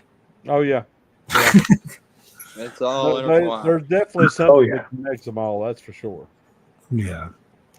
What makes them be able to pop up and pop into our reality and leave just like that? It's the more questions than answers. Yeah. I think it's like interdimensional beings. Yeah, I do think part of that, George, too, is that all up there in our head is our ignorance. Part of the problem is our ignorance. We're trained that this is the way things are, but then when you finally get your eyes opened, you realize this is actually this. And a lot bigger. And it's overpowering on your mind because it's not supposed to exist. It's not supposed to be there. They told us that. People told us that. We've been told all our lives. See, in the history books. My problem is, I remember when the Legend of Boggy Creek come out. Yeah. That was not good. That was not a good thing for anybody to watch. A lot of that's propaganda. In my honest, I was a kid though, and it just kind of stuck in my head, and that's when I thought, that's when I realized that there was something else out there. But then life showed me there was even more out there. I mean, I'm in the middle of the ocean, see a UFO. I almost die, and there's just so many things happen that my eyes was opened at an early age. And we definitely got to bring George back on, don't you think, JT? Oh, yeah, you definitely need George back. No, it sounds like, because we talk more obviously with our logo and all that. We talk more than just Sasquatch. So. Oh yeah, we do. That's the cool thing with Harley's getting these other creatures in here, and I think one thing that happened to him with the Dogman, I think he run across some little people evidence. And ever since my to run you off. Right. I totally agree. I mean, ever since I had my encounter, started my sightings, it's like back in 2017. There's a lot more of the other stuff than the Bigfoot. Mm-hmm. A lot more. Every bit of folklore has a touch of truth. Yep. At right. least. Right. So, right. And there's folklore about everything in the world, and the Dogman. I've been researching Dogman big time, and I'm gonna try to talk Harley and let me put his encounter in the book. But well, I shouldn't be that hard. There was tribes of them, and they go all the way back to 400 BC. What are we talking about here? Dogman. The Dogman.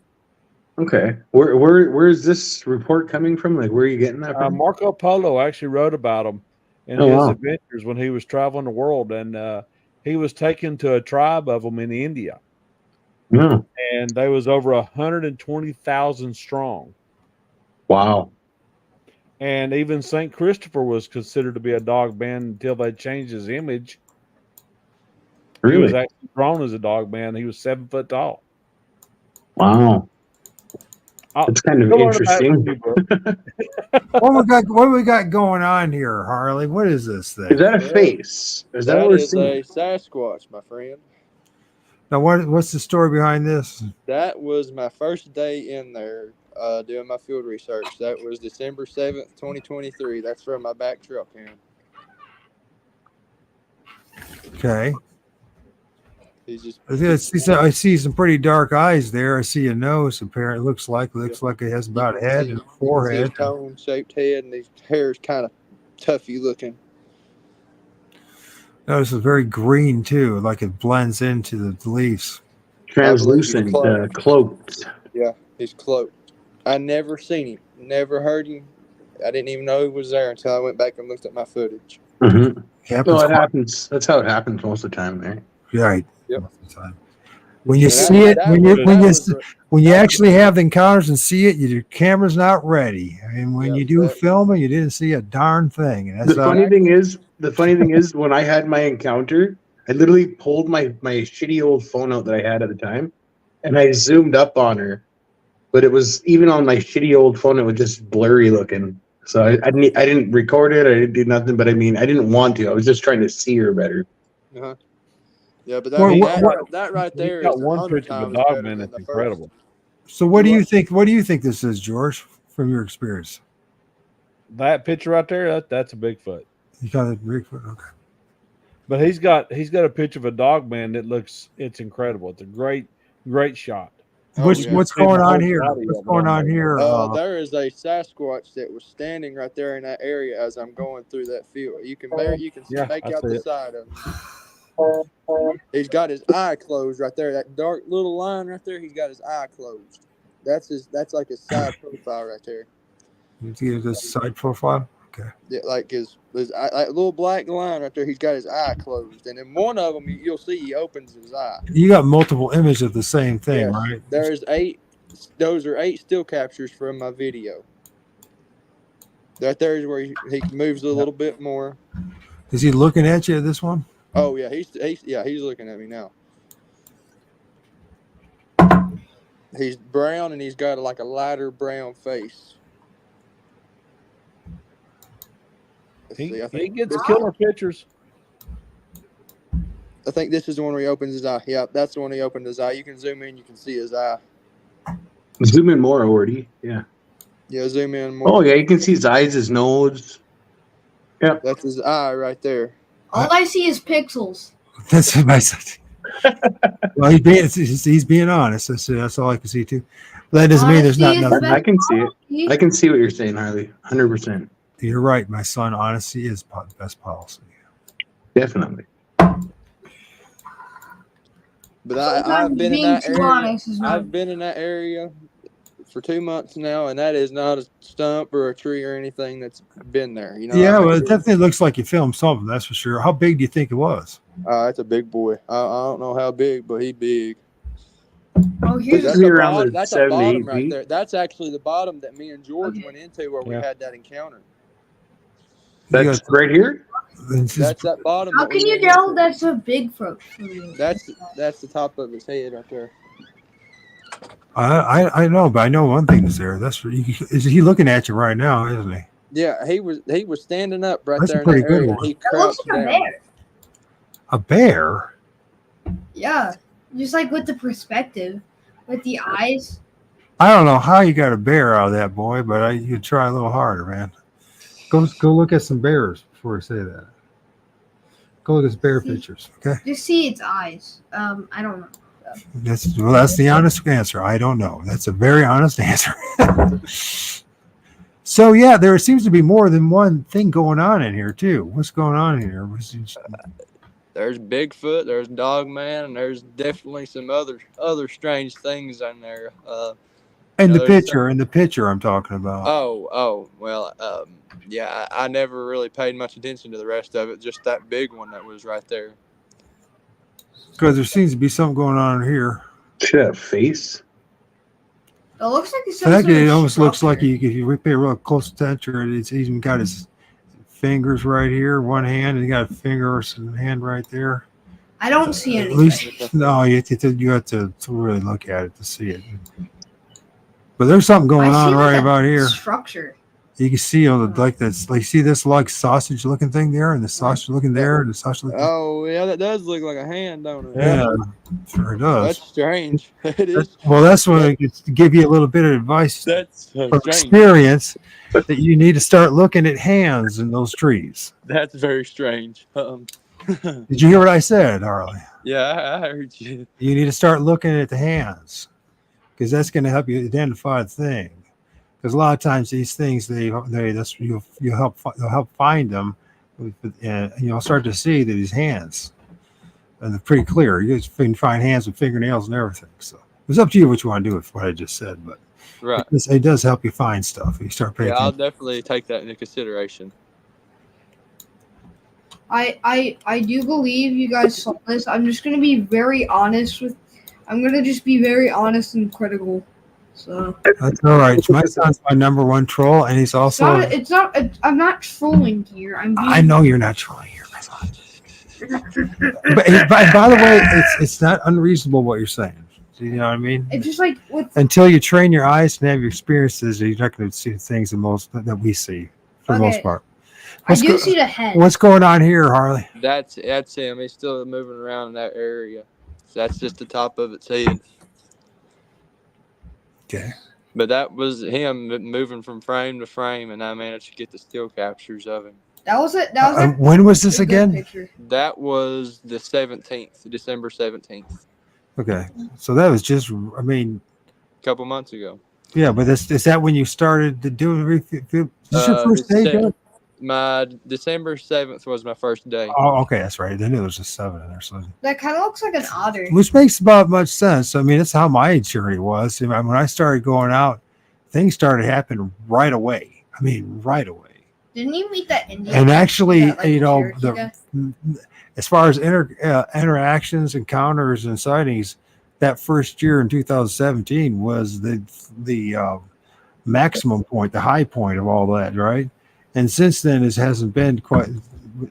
It's not being close to anything like 2017, right? So I find that interesting. That not to say that it's universal, but other people have similar experiences. Have you noticed that, George, or you guys been around for a while? Oh, yeah. What about you, JT? 100%, man. You know, a lot of our experiences, there's like synchronicities to it, I relate to a lot of people's stuff I hear, you know. I feel like it would be cool to see a Bigfoot. Hey, well, hold up a second. There's one standing in between them trees right there. Well, there's something going right here. There's something right there, but down there to the left. Right there in the left. Right there, Hope. Oh, yeah. Zoom in right there. I didn't even see that one. Zoom in. That's the next thing to let you remind you of. He's literally standing right there in between the trees. They're never alone. Never. No. Well, I knew that, but I didn't think it was. I didn't even think to look over that one. I just seen the big one. Baring his teeth. Zoom in right there, O.R.D, right in between those trees. Yeah, right there. Zoom in on that spot. See, it kind of. Yeah, you can see his eye and his nose. Yeah. Never mind. Yeah. It doesn't look like anything anymore. Yeah, it gets all blurry once you get blown up. I can see it. I can totally see it. Oh yeah. Wow. I swear. That's cool, man. Lots of stuff in them woods. That's what I keep trying to tell people. You miss that. When you solely focus on Bigfoot or Dogman, you miss 99% of what's else out there in them woods. That's crazy. That's blowing my mind right there. I didn't even see that one. Yeah, but that one right there, after I had my first Bigfoot picture, I thought that was something, but I absolutely love that. That's just and that's a little bit of enhancement that I've done. You can see his hair's kind of tufted up looking, and his face is gray. His face is gray. Yeah. I'd say it may have been female. I don't know, but it's gray. It had a grayish green face with dark black eyes. He kind of looks like he's like dark black recessed. Now this is a white juvenile that I captured in one of my gifting areas. He's crouched down in behind that mossy stump right there. Zoom in on that. What is that? He's white or tan, one of the two. I'm not 100%. Shit, that almost looks like a side profile of a face. Well, the white's him. You'll see in the next picture as he kind of. So this is the Bigfoot right here. Yep, that's a little one, a little tiny one. Okay. Now you see right there as he starts to sit up, you can see his face is like darker. Mm-hmm. Yep, that was a little bitty sucker. He was right there, and I didn't even know it. In the gifting area.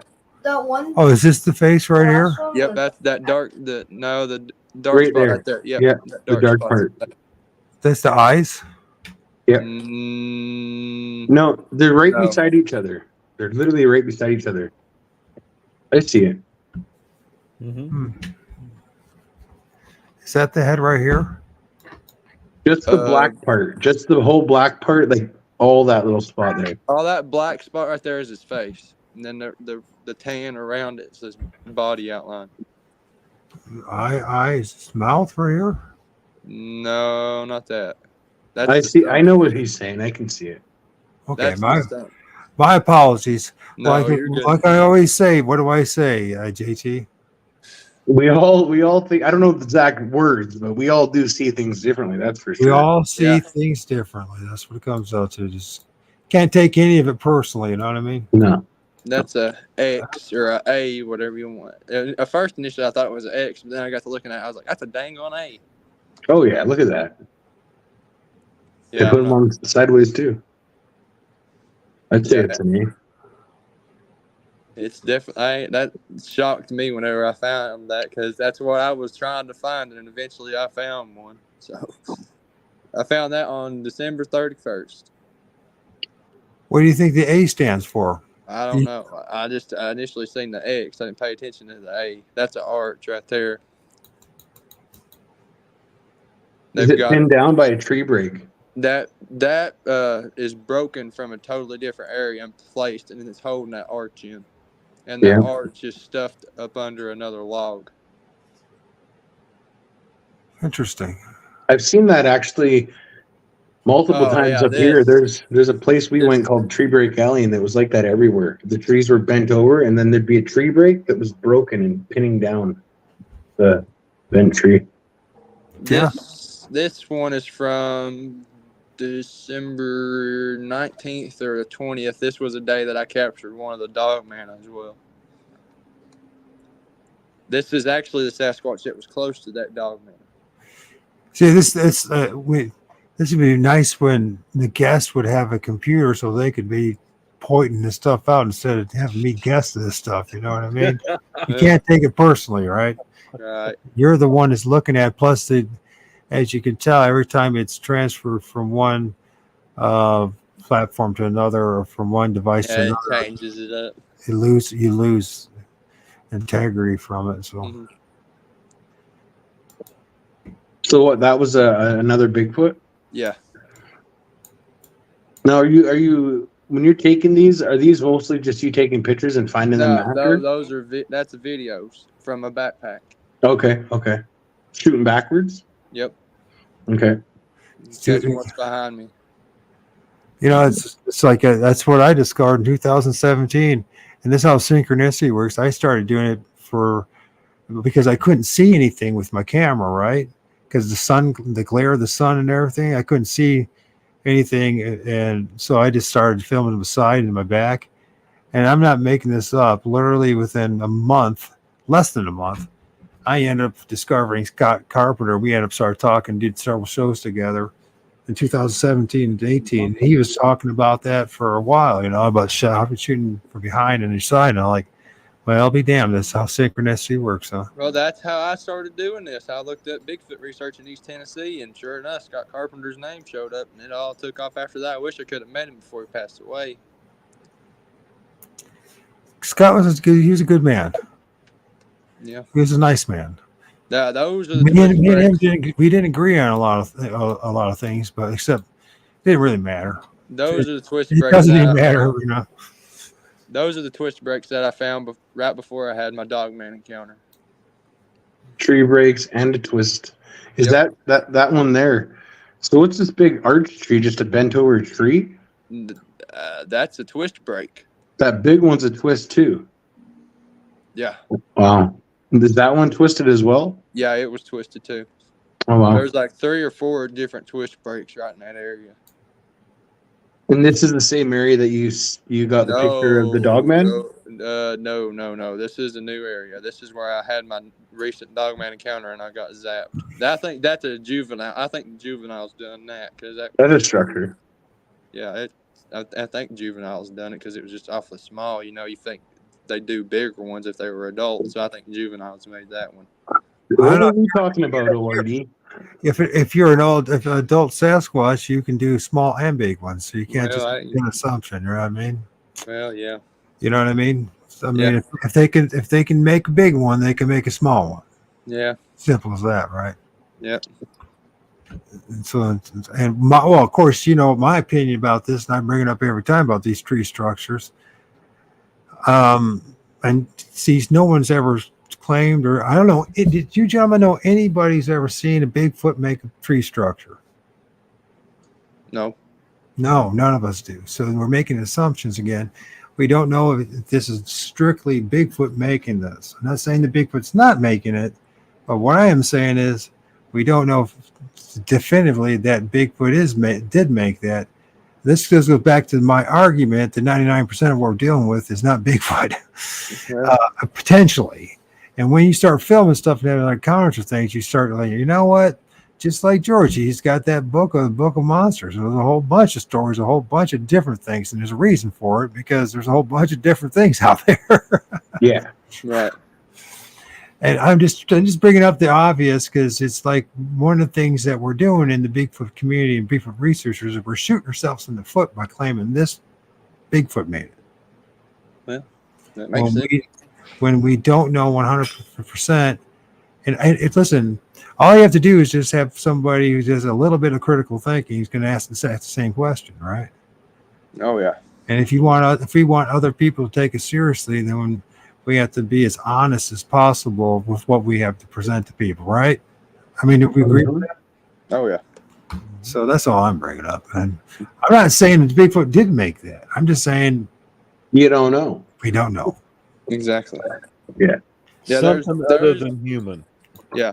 That's the big twist break. But if you'll look right up to the right from there is another twist break that's way higher. This one right here, or Yeah, higher? yeah. This one? Yeah, right there. Yeah, that's another twist break. See, so the logical question is to say, well, what else is it? What else is big enough to do it?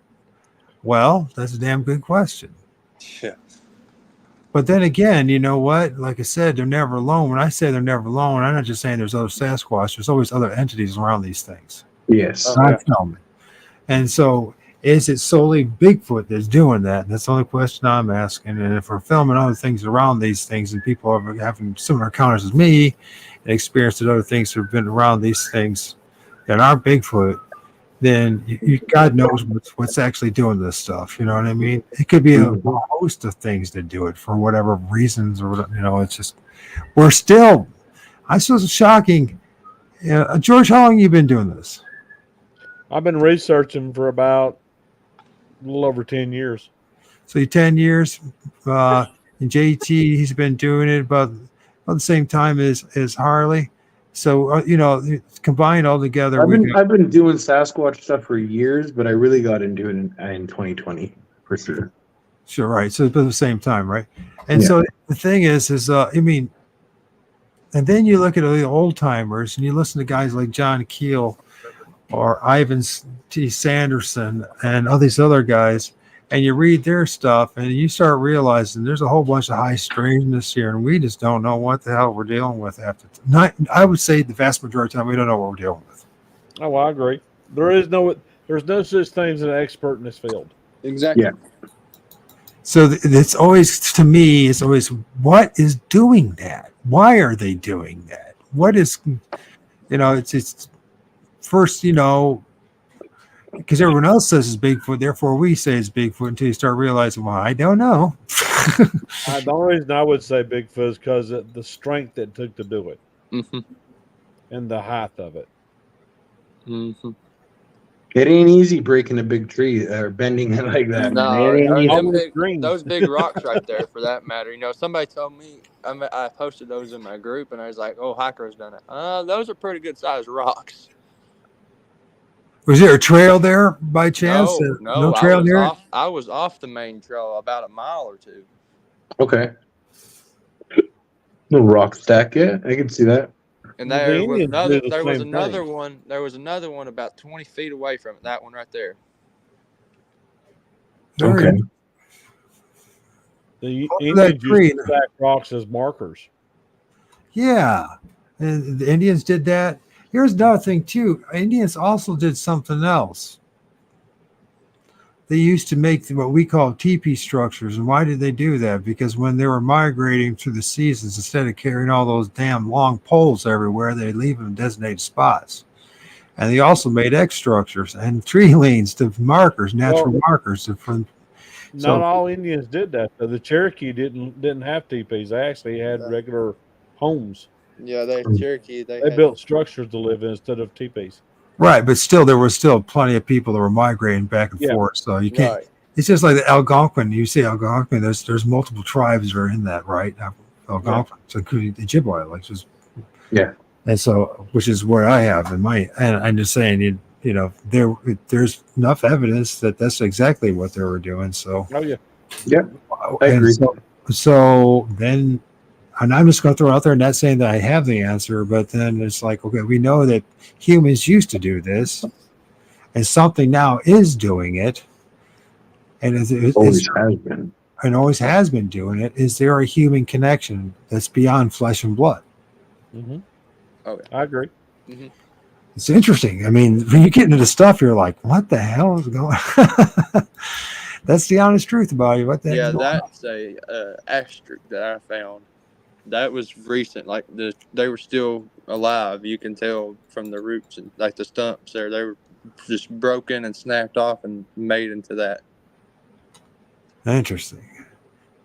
I wonder if Brian and Michael will help us answer some questions next week. What do you think, JD? I know that Brian, I've watched lots of Brian's videos, and he would always say that, you know, these glyphs have certain meanings for certain people. They don't have the same meaning. If you're getting personal glyphs that like made for you, like you're finding these on the ground, not like these big ones, that they could mean totally different things for one person to the next.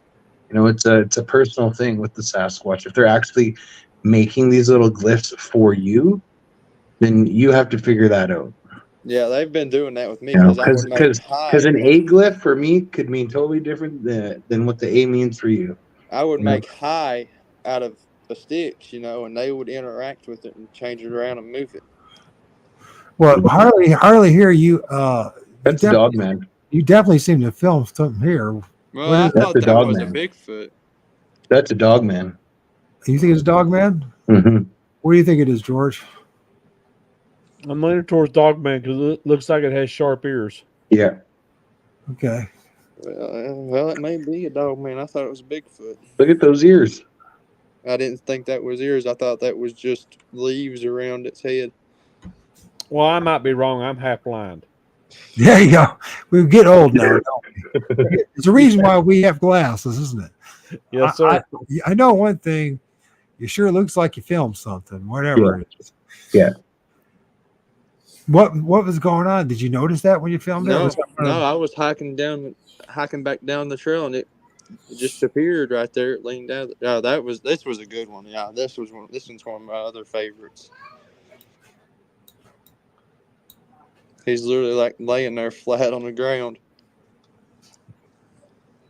Just dark too, eh? It's dark mass there for sure. Mm-hmm. You got a gray face. Oh my gosh! I think I see the face. What in the frick? Are these the eyes? Yep, that's the eyes. Okay. Man, do you guys see the face on that tree though? Yeah.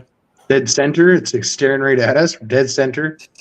Yeah, look at that face. Right here? I didn't even notice that. That's a forest. That's an elemental, man. In my opinion. That's strange. If it is, that's an example of what I'm talking about. They're never alone. They're never alone, ever. You're gonna find things that aren't pareidolia. It's gonna jump out at you. Yes. Yeah. There's the dog, man. Did I skip to do someone we saw? That's one of the other dog man that I've captured.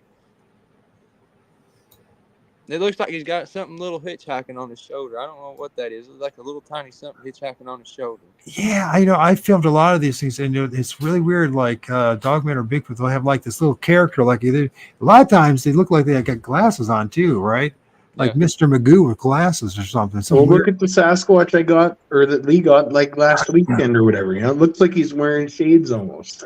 Oh yeah, that's the cool Sasquatch. Yeah.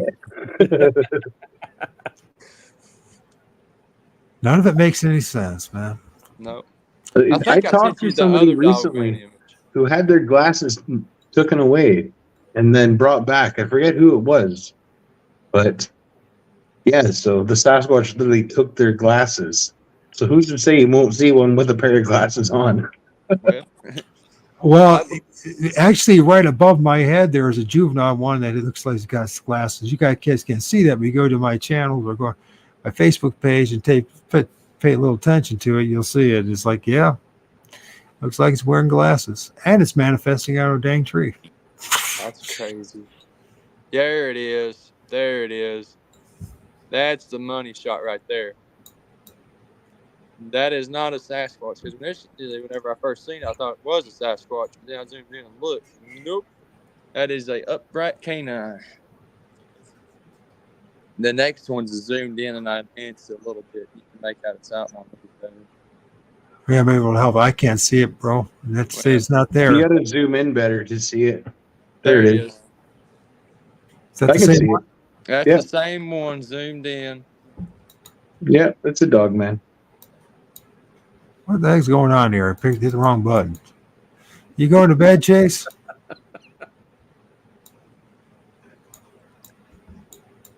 So this is what we're looking at. This dark spot right here. Yeah, that's him. Okay, yep, now. that's him. Dang, I hit the wrong button again. Sorry. Yep, that's him. So are you saying this right here is his ears? Yep. And that's his mouth? Yep. The next one, where I zoomed in and enhanced it, you can see it really good. Wonder what that is right there. I don't know. Yeah, that's as clear as an image as you're gonna get of a Dogman right there. I think that's just amazing. It's a good shot. Now you've got a better one than that, Harley. Which one is it? That one you got the whole upper body. That's him, ain't it?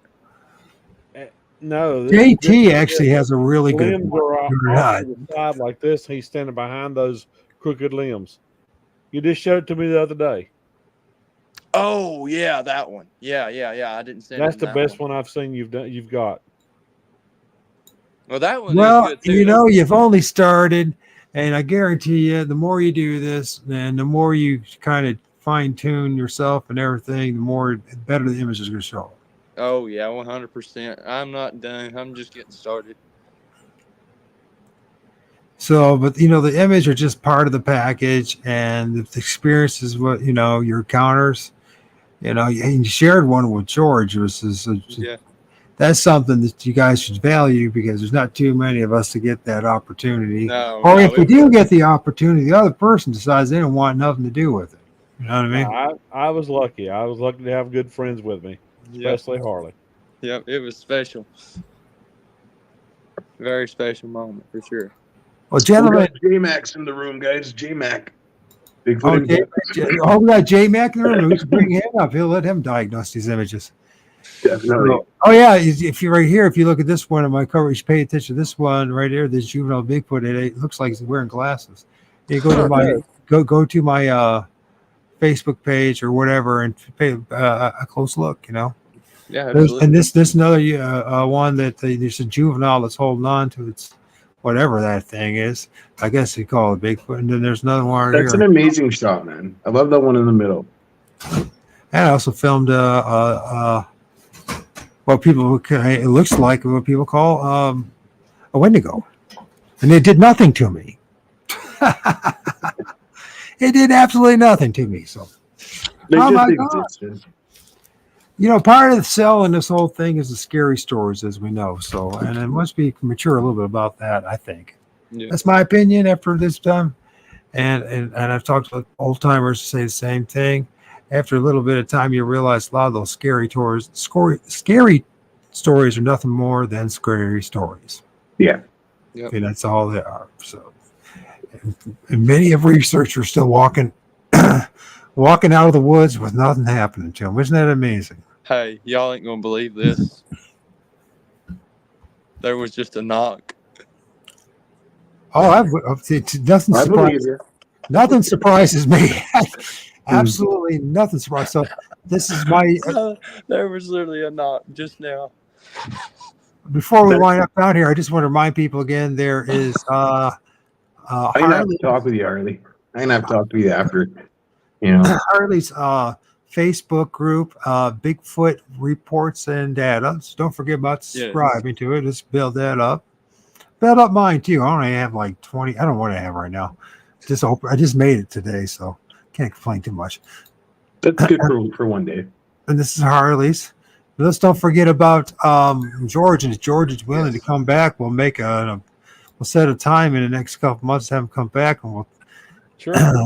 It's I wouldn't mind getting the book as well and reading it before you come. You know what I mean? So it's so show a little respect to you, and we can have a more insightful conversation. You know what I mean? Yeah.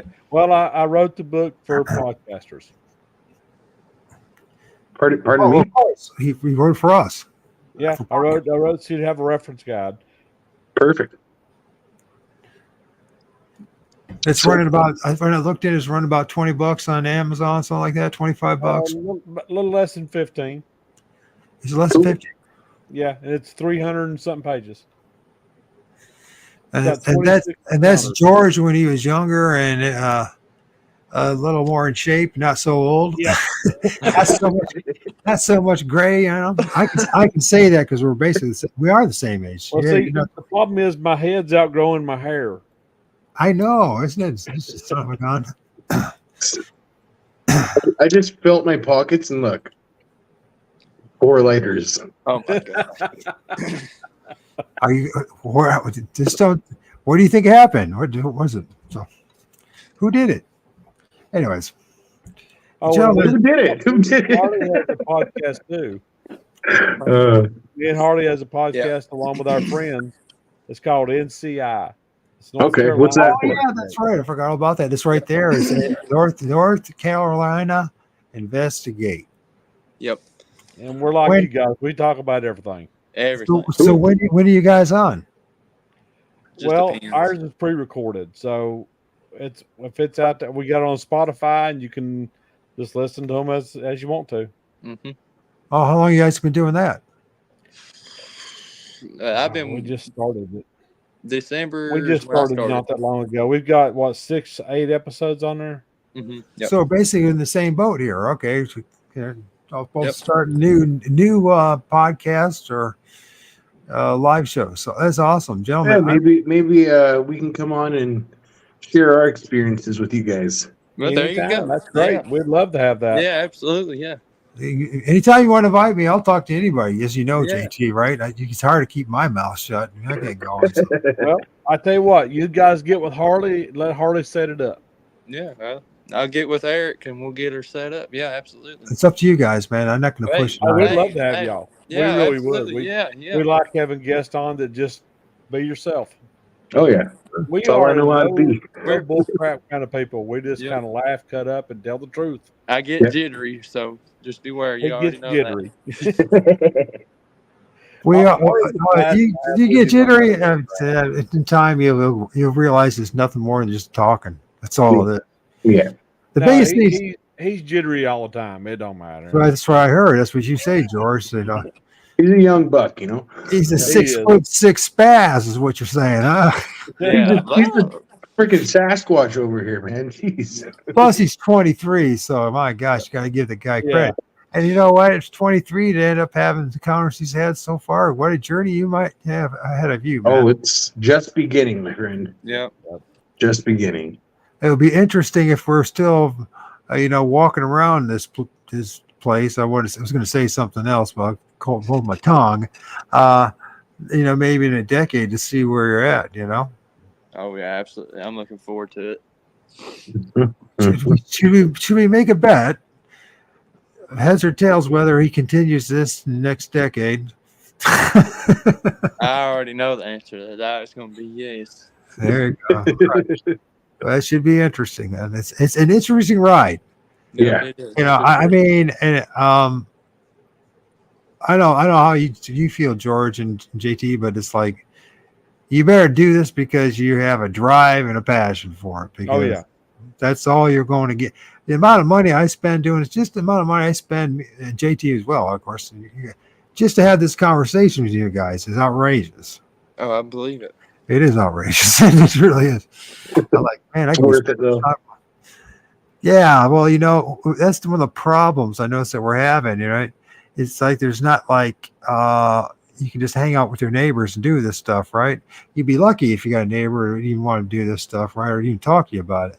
But it's interesting that we're all parts of North America in order to have this conversation, right? Yep. Ohio, British Columbia, Tennessee, and North Carolina. There you go. That's awesome. Gentlemen, thank you very much. I'll close it out unless there's anything else that needs to be said. Nope. Like I always say, you know, if you have a story or an encounter you need to tell and get off your chest, tell it. I was in that boat too. I encourage anybody, anywhere, share it. Absolutely. Don't forget about us. Good words, man. Good words. Don't forget about JT and his channel. Those are, listen to this on my side and your guys' side. SasquatCh Confessions is on YouTube. His channel is growing big time. And that's nice to see it happen so fast. Yeah. I'm glad you got the bird, not you, not me. So, and then, George, thank you once again. We'll have you come back. Definitely, Harley, we'll have you come back too. Yes, sir. Absolutely. I look forward to it. Let's end it out with that. The opening does that sound right to you, JT? One thing I just want to say: if anybody's interested in hearing my friend's music here, check him out on Spotify, anywhere that streams music. Look him up. Conspirituality. The song is called "Not Alone." If you want to go hear the full song. And with that being said, squawk out.